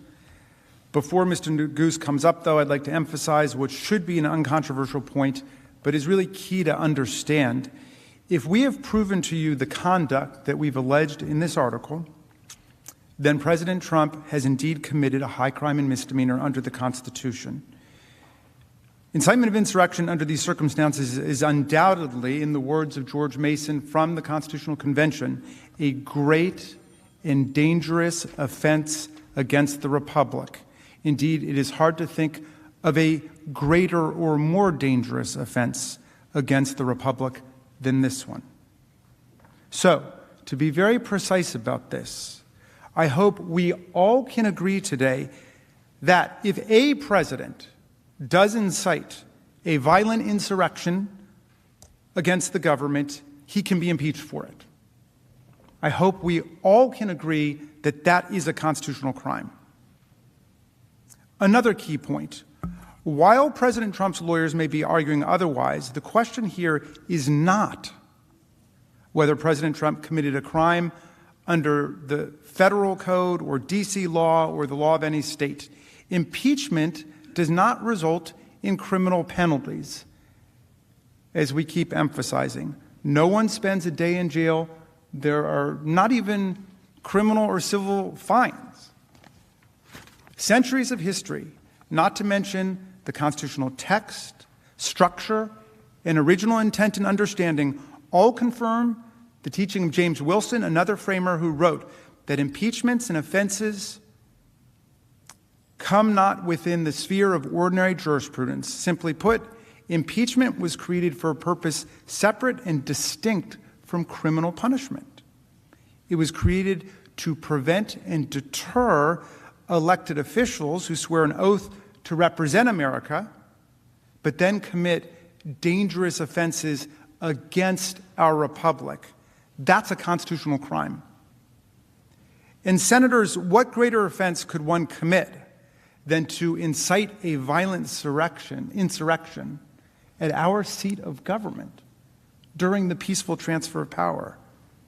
In circumstances where violence is foreseeable, where a crowd is poised for violence to provoke a mob of thousands to attack us with weapons and sticks and poles, to bludgeon and beat our law enforcement officers and to deface these sacred walls and to trash the place, and to do so while seeking to stop us from fulfilling our own oaths, our own duties to uphold the Constitution by counting the votes from our free and fair elections, and then to sit back and watch in delight as insurrectionists attack us, violating a sacred oath and engaging in a profound dereliction and desertion of duty?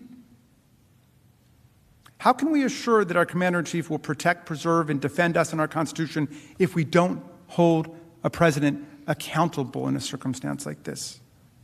What is impeachable conduct if not this? I challenge you all to think about it.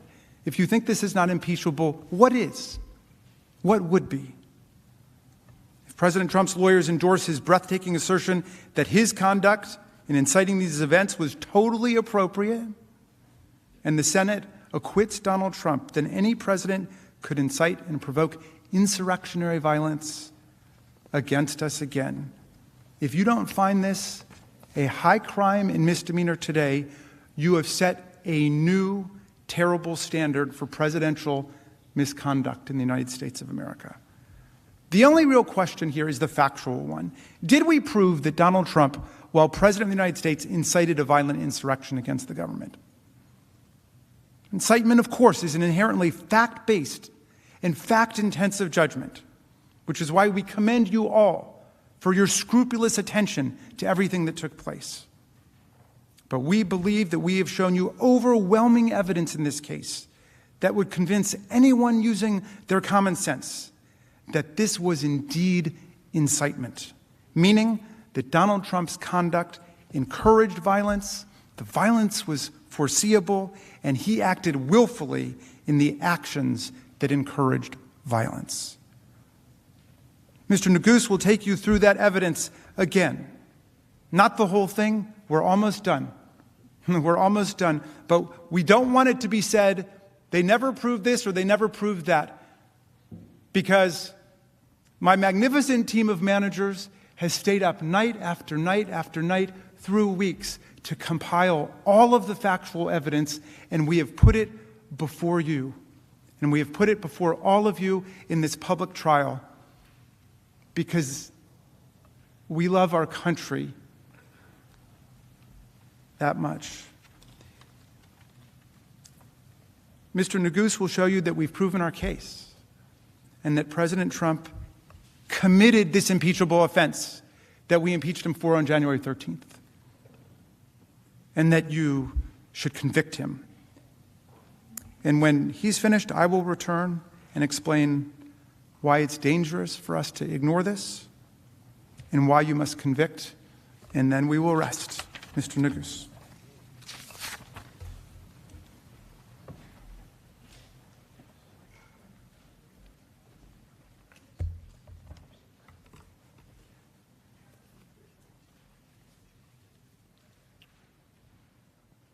Mr. President, distinguished senators, good afternoon again.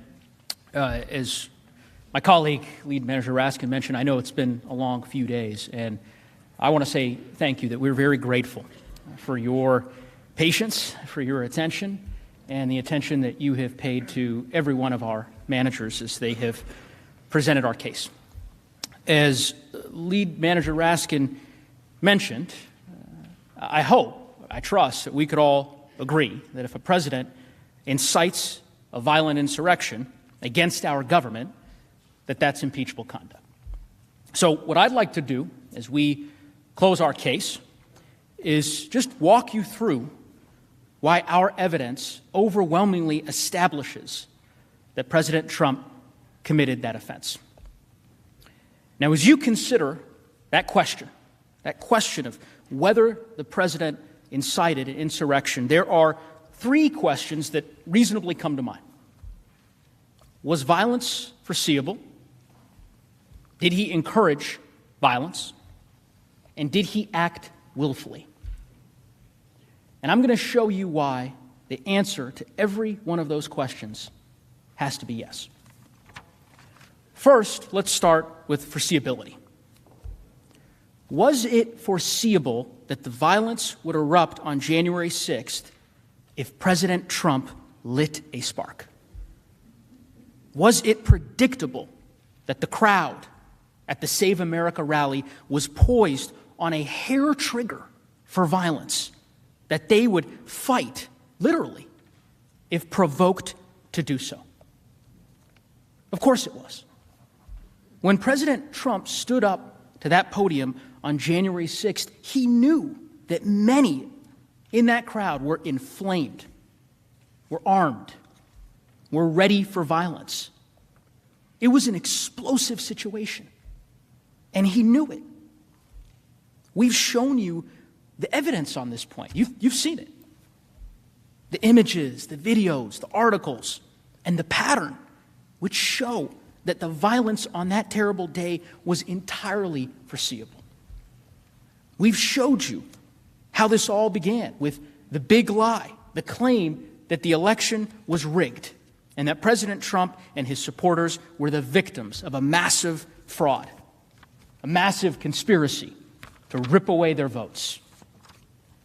We've showed you how President Trump spread that lie and how over the course of months, with his support and encouragement, it inflamed part of his base, resulting in death threats, real-world violence, and increasingly extreme calls to stop the steal. We established that after he lost the election, the president was willing to do just about anything to prevent the peaceful transfer of power, that he tried everything he could do to stop it. You'll recall the evidence on the screen. Him pressuring and threatening state election officials, attacking them to the point of literally calling them enemies of the state, threatening at least one of them with criminal penalties. Then attacking senators, members of Congress, all across the media. Pressuring the Justice Department, prompting outcries from assistant U.S. attorneys, not to mention his own attorney general, reportedly telling him that the stolen election claims were, quote, BS, Not my phrase, his. And then, as January 6th approached, he moved on to attacking his own vice president, openly and savagely. We recounted throughout that entire period all the ways in which President Trump inflamed his supporters with lies that the election was stolen. And as every single one of us knows, nothing in this country is more sacred, nothing, than our right to vote, our voice. And here you have the President of the United States telling his supporters that their voice, that their rights as Americans were being stolen from them, ripped away. That made them angry.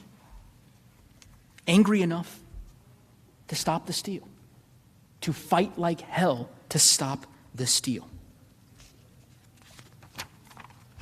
And we showed you this. You saw the endless tweets, the rallies, the statements encouraging and spreading that big lie. You saw that he did this over and over again with the same message each time. You must fight to win it back. You must never surrender, no matter what. And remember, each time that his supporters along the way showed violence, he endorsed it, encouraged it, praised it. All part of that same demand to stop the steal and fight like hell. Remember the video that Manager Plaskett showed you from Texas? Some of his supporters encircling a bus of campaign workers on a highway. People easily could have been killed. Easily. What did he do? He tweeted it and made a joke about it at a rally. Called them patriots. Held them out as an example of what it means to stop the steal. When he told his supporters to stop the steal, they took up arms to literally intimidate officials to overturn the election results. You saw the evidence, and so did he. And he welcomed it. And when President Trump attacked Georgia's Secretary of State for certifying the results, his supporters sent death threats. You saw those in great detail from Manager Dean. What did he do? He attacked the election officials further. When his supporters gathered together to have a second Million MAGA rally, that's the rally that Manager Plaskett showed you, a rally about the stolen election, he tweeted that the fight had just begun. What happened next? It's not rocket science. Fights broke out. Stabbings. Serious violence. Now, President Trump, like all of us, he saw what happened at that rally. He saw all the violence, the burnings, the chaos. How did he respond? He tweeted praise of the event. And then, see it on the screen, he bought $50 million worth of ads to further promote his message to those exact same people. He immediately joined forces with that very same group. He joined forces with the same people that had just erupted into violence. Was violence predictable? Was it obvious that the crowd on January 6th was poised for violence? Prepared for it? Absolutely.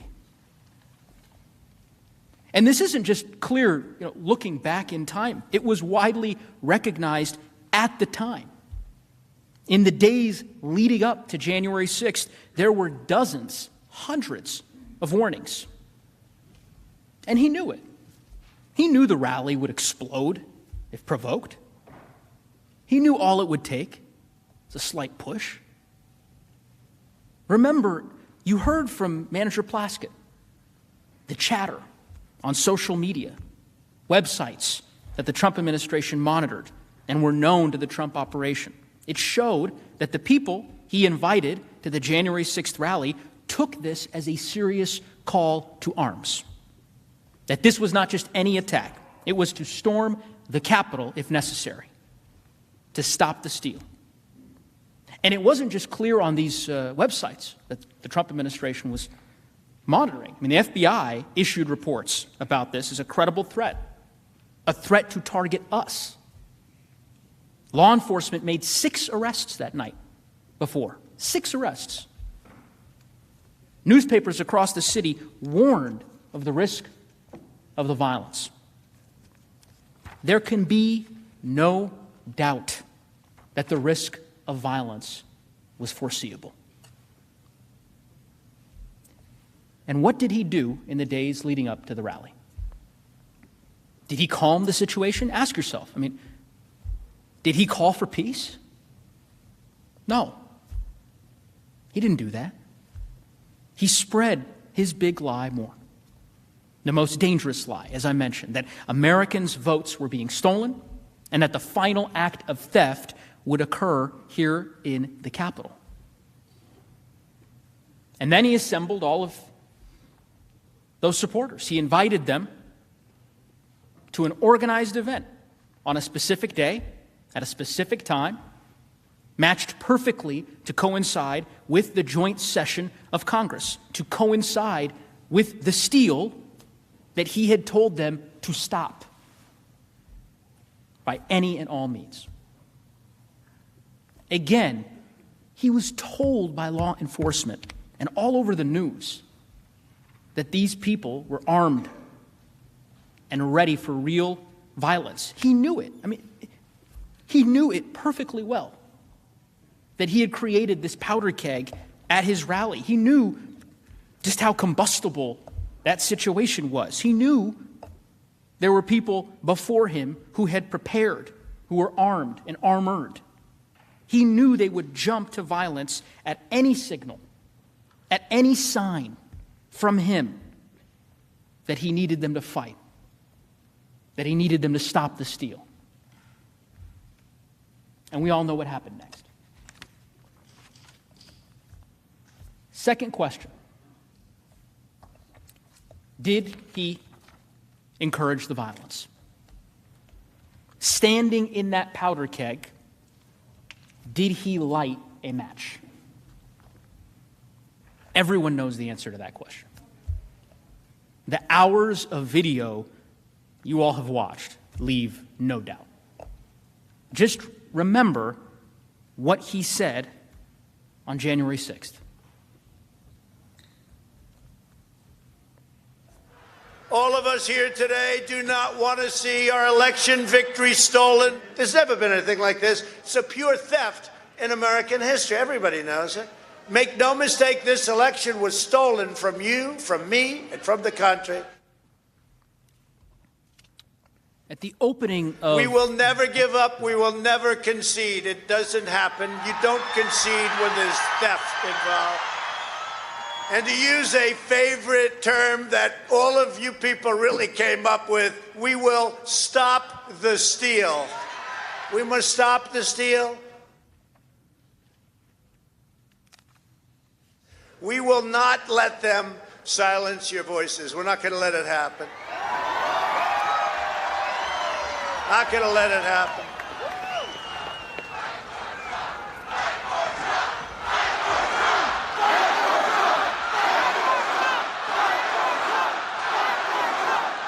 Thank you.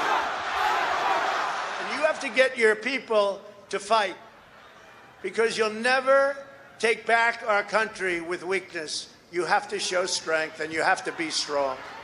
And we fight. We fight like hell. And if you don't fight like hell, you're not going to have a country anymore.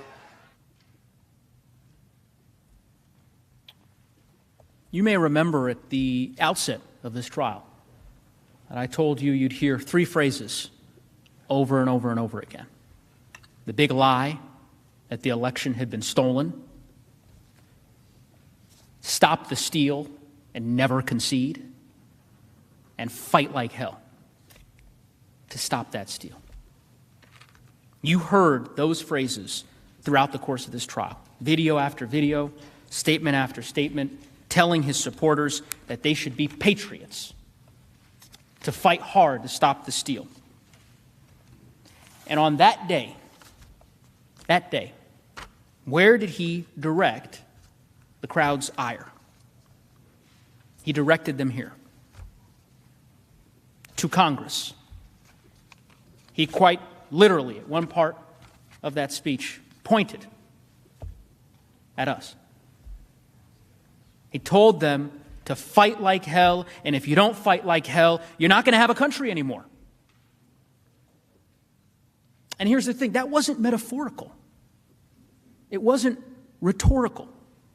He'd already made it perfectly clear that when he said fight, he meant it. And that when followers, in fact, fought, when they engaged in violence, that he'd praise and honor them as patriots. He implied that it was okay to break the law because the election was being stolen. You heard it. You remember the clip that Manager Dean showed you earlier in this trial. He told them, the quote is on the screen, when you catch somebody in a fraud, you're allowed to go by very different rules.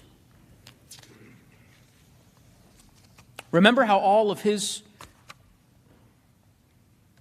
supporters, some of his supporters across social media were treating this as a war, talking about bringing in the cavalry? Well, President Trump made clear what those different rules were. He'd been making it clear for months. So, let's have trial by combat. And Rudy, you did a great job. He's got guts. You know what? He's got guts, unlike a lot of people in the Republican Party. He's got guts. He fights.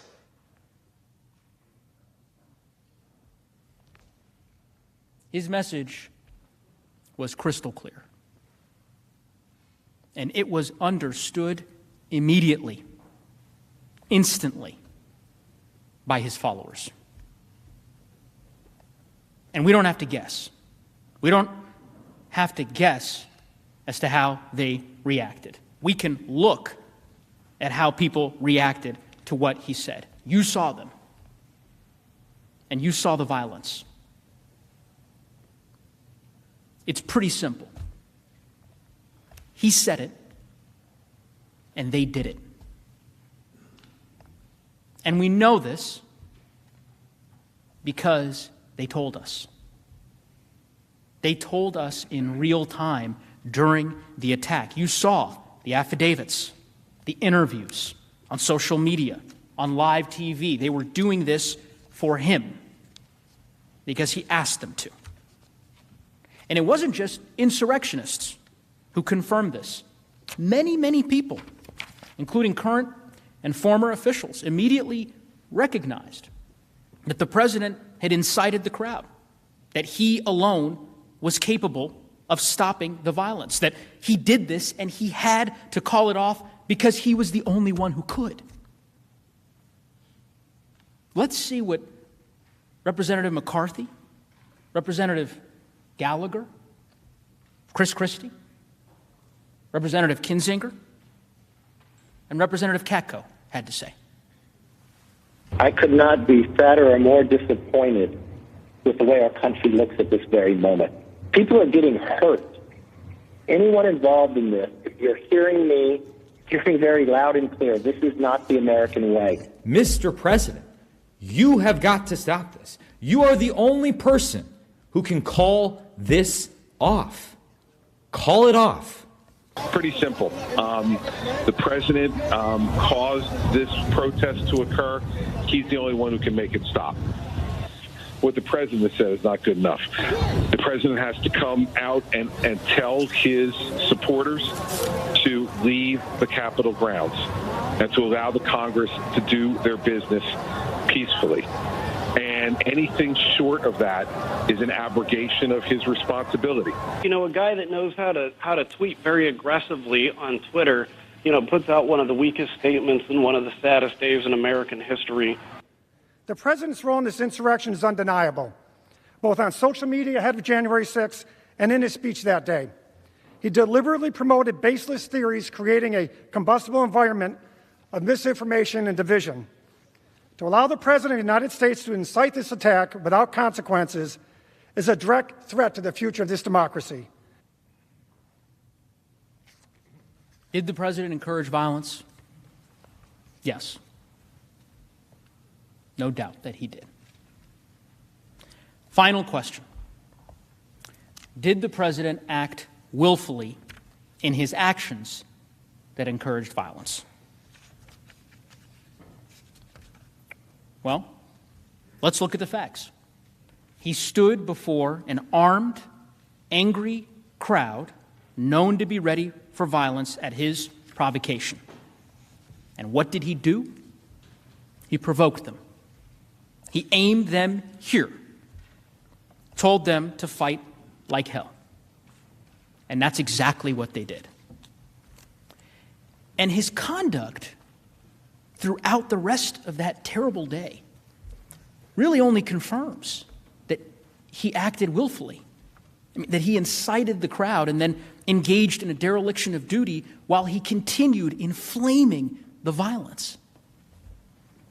And again, we don't have to guess what he thought because he told us. Remember the video he released at 4:17 p.m.? Lead manager Raskin showed that to you yesterday. The one where he said, quote, "We had an election that was stolen from us."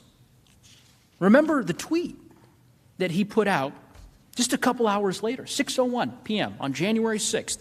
You've seen it many times. You can see it on the slide. That these are the things that happen when a sacred landslide election victory is so unceremoniously and viciously stripped away. That is what he was focused on. Spreading the big lie and praising the mob that attacked us and our government. You heard Manager Cicilline describe reports. The president was delighted, enthusiastic, confused that others didn't share his excitement as he watched the attack unfold on TV.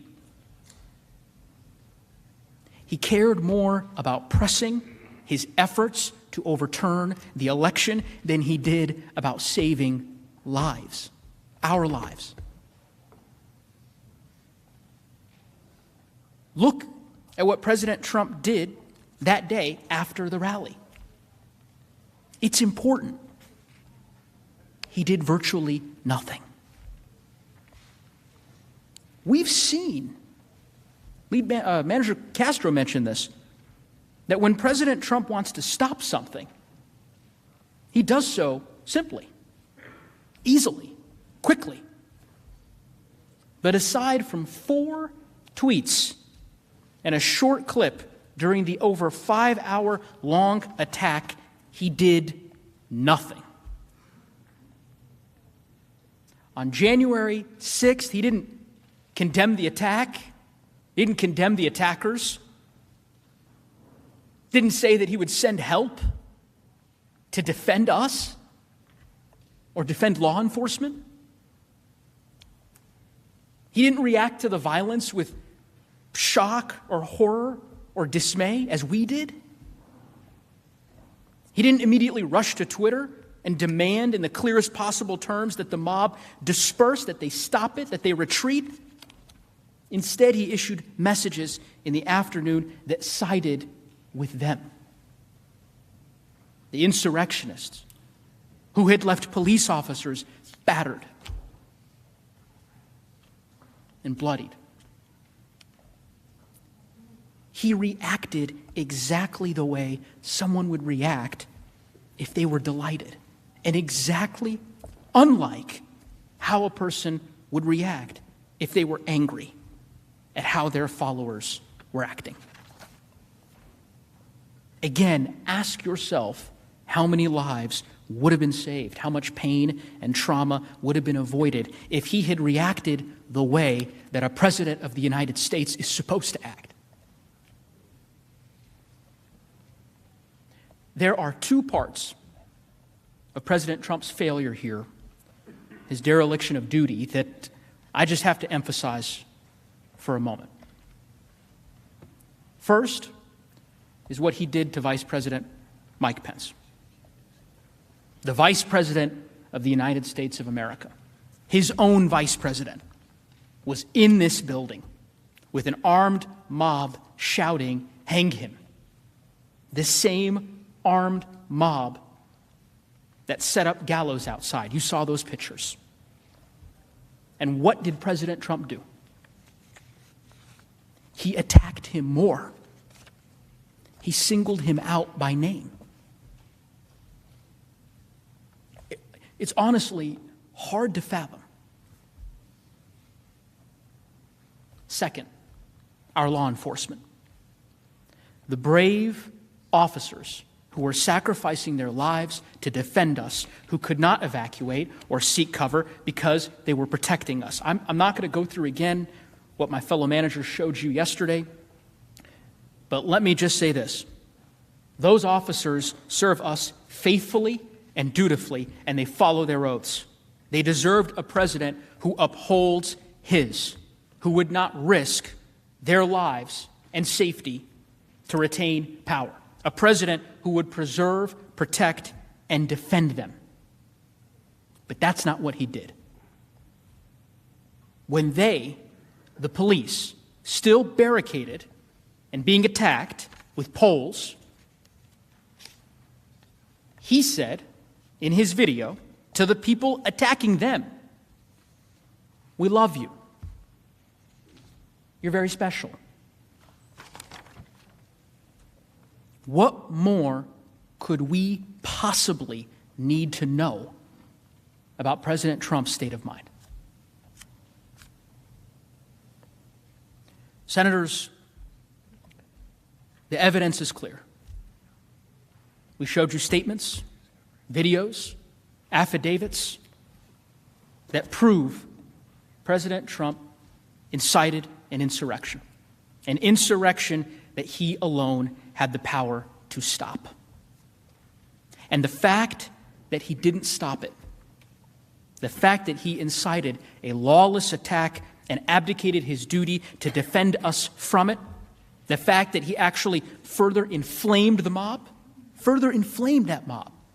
attacking his vice president while assassins were pursuing him in this Capitol, more than requires conviction and disqualification.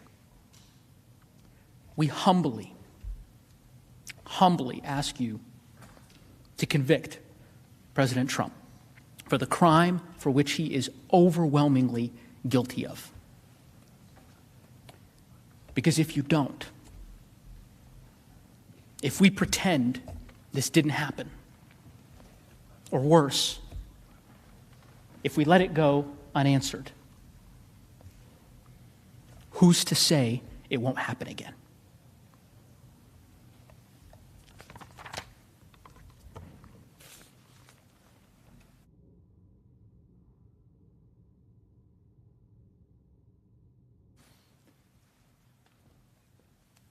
Mr. President, members of the Senate, first of all, thank you for your close attention and seriousness of purpose that you've demonstrated over the last few days. Thank you also for your courtesy to the House managers as we've come over here, strangers in a strange land, to make our case before this distinguished and august body. We are about to close, and I am proud that our managers have been so disciplined and so focused. I think we are closing somewhere between 5 and 6 hours under the time that you have allotted to us. But we think we have been able to tell you everything we need to say. We will obviously have the opportunity to address your questions and then to do to do a final closing when we get there. I just wanted to leave you with a few thoughts. And again, I'm not going to re-traumatize you by going through the evidence once again. I just wanted to leave you with a few thoughts to consider as you enter upon this very high and difficult duty that you have to render impartial justice in this case, as you have all sworn to do. And I wanted to start simply by saying that in the history of humanity, democracy is an extremely rare and fragile and precarious and transitory thing. Abraham Lincoln knew that when he spoke from the battlefield and vowed that government of the people, by the people, and for the people shall not perish from the earth. But he was speaking not long after the Republic was created, and he was trying to prove that point, that we would not allow it to perish from the earth.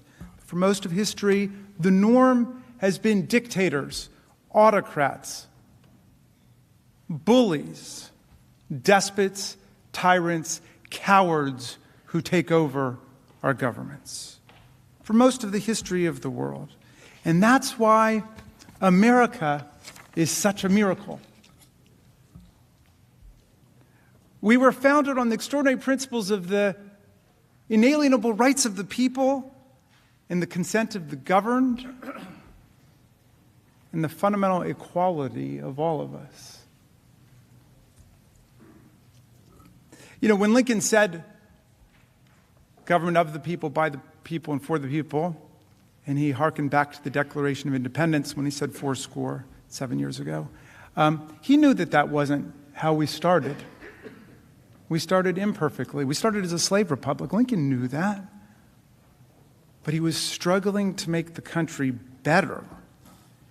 And however flawed the founders were as men in their times, they inscribed in the Declaration of Independence and the Constitution all the beautiful principles that we needed to open America up to successive waves of political struggle and constitutional change and transformation in the country. So we really would become something much more like Lincoln's beautiful vision of government of the people, by the people, and for the people, the world's greatest multiracial, multi-religious, multi-ethnic constitutional democracy, the envy of the world. As Tom Paine said, an asylum for humanity where people would come. Think about the preamble. Those first three words, pregnant with such meaning, we the people. And then all of the purposes of our government put into that one action-packed sentence. We the people, in order to form a more perfect union, establish justice, ensure domestic tranquility, provide for the common defense, promote the general welfare, and preserve to ourselves and our posterity the blessings of liberty. And then, right after that first sentence, the mission statement for America in the Constitution, what happens? Article 1. The Congress is created. All legislative powers herein are reserved to the Congress of the United States. You see what just happened?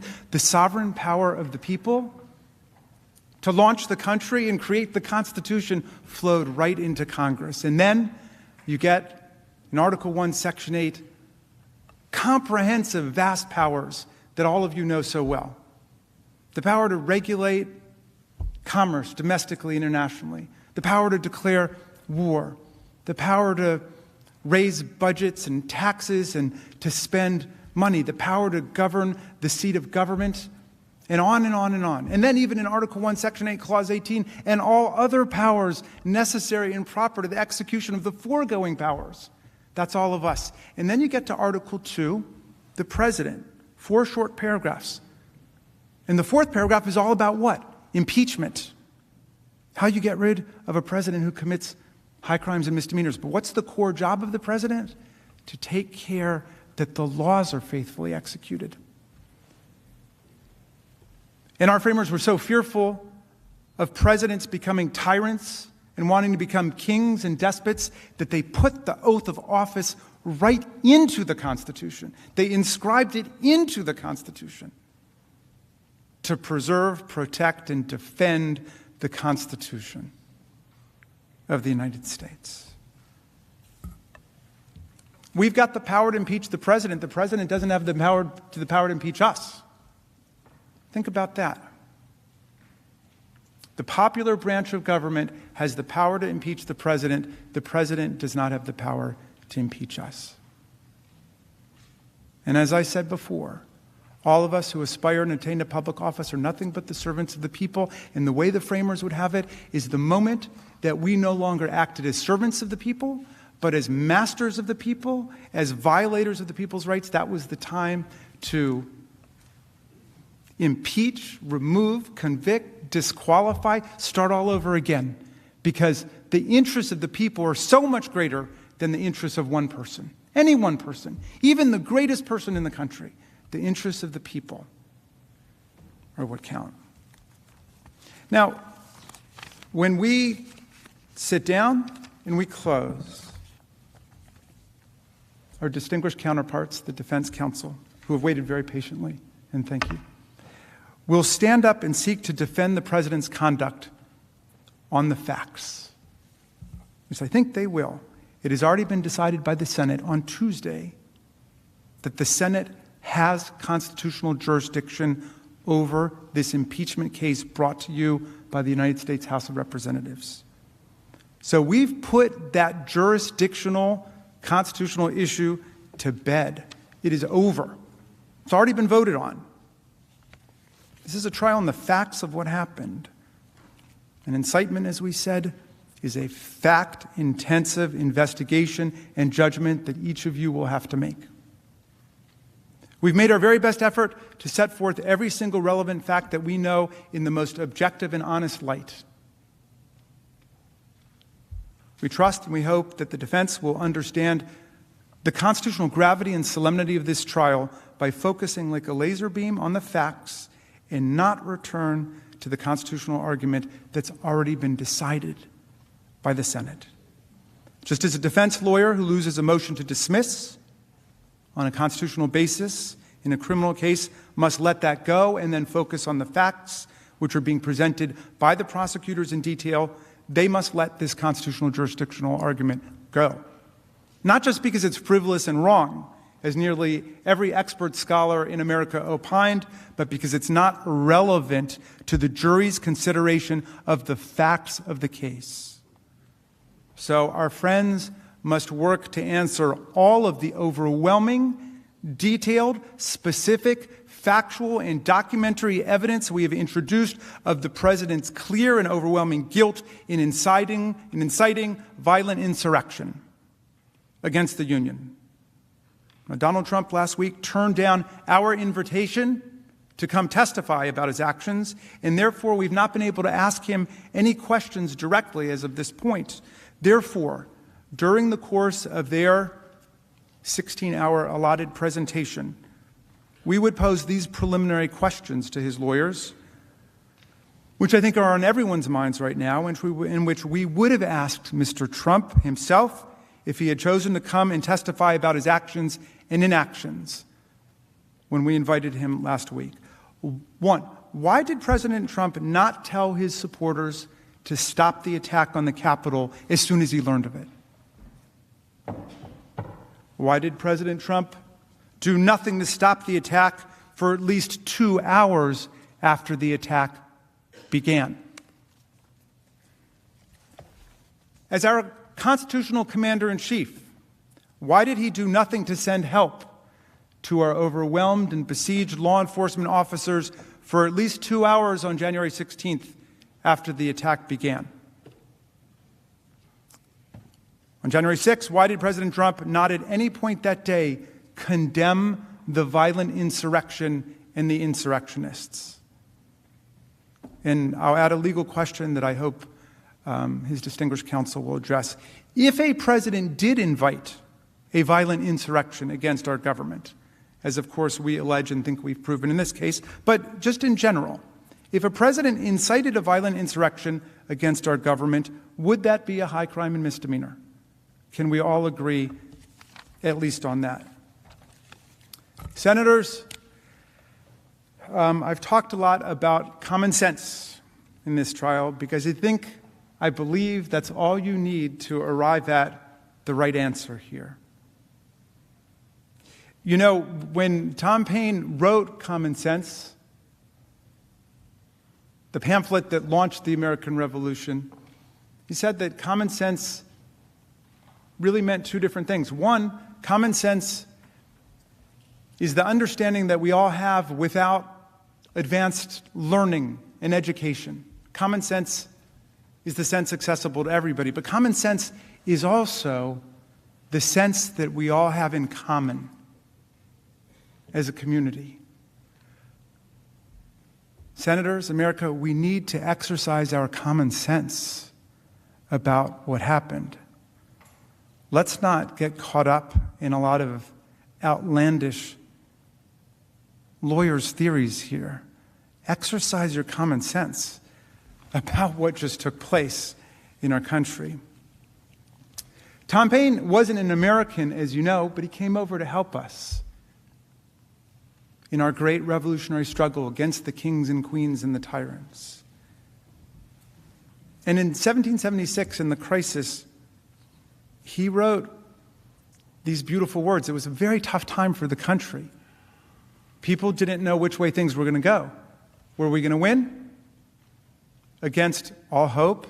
Because for most of the rest of human history, it had been the kings and the queens and the tyrants and the nobles lording it over the common people. Could political self-government work in America was the question. And Paine wrote this pamphlet called The Crisis. And in it, he said these beautiful words. And with your permission, I'm going to update the language a little bit, pursuant to a suggestion of Speaker Pelosi, so as not to offend modern sensibilities. Okay? But he said, these are the times that try men and women's souls. These are the times that try men and women's souls. The summer soldier and the sunshine patriot will shrink at this moment from the service of their cause and their country. But everyone who stands with us now will win the love and the favor and the affection of every man and every woman for all time. Tyranny, like hell, is not easily conquered, but we have this saving consolation. The more difficult the struggle, the more glorious in the end will be our victory. Good luck in your deliberations.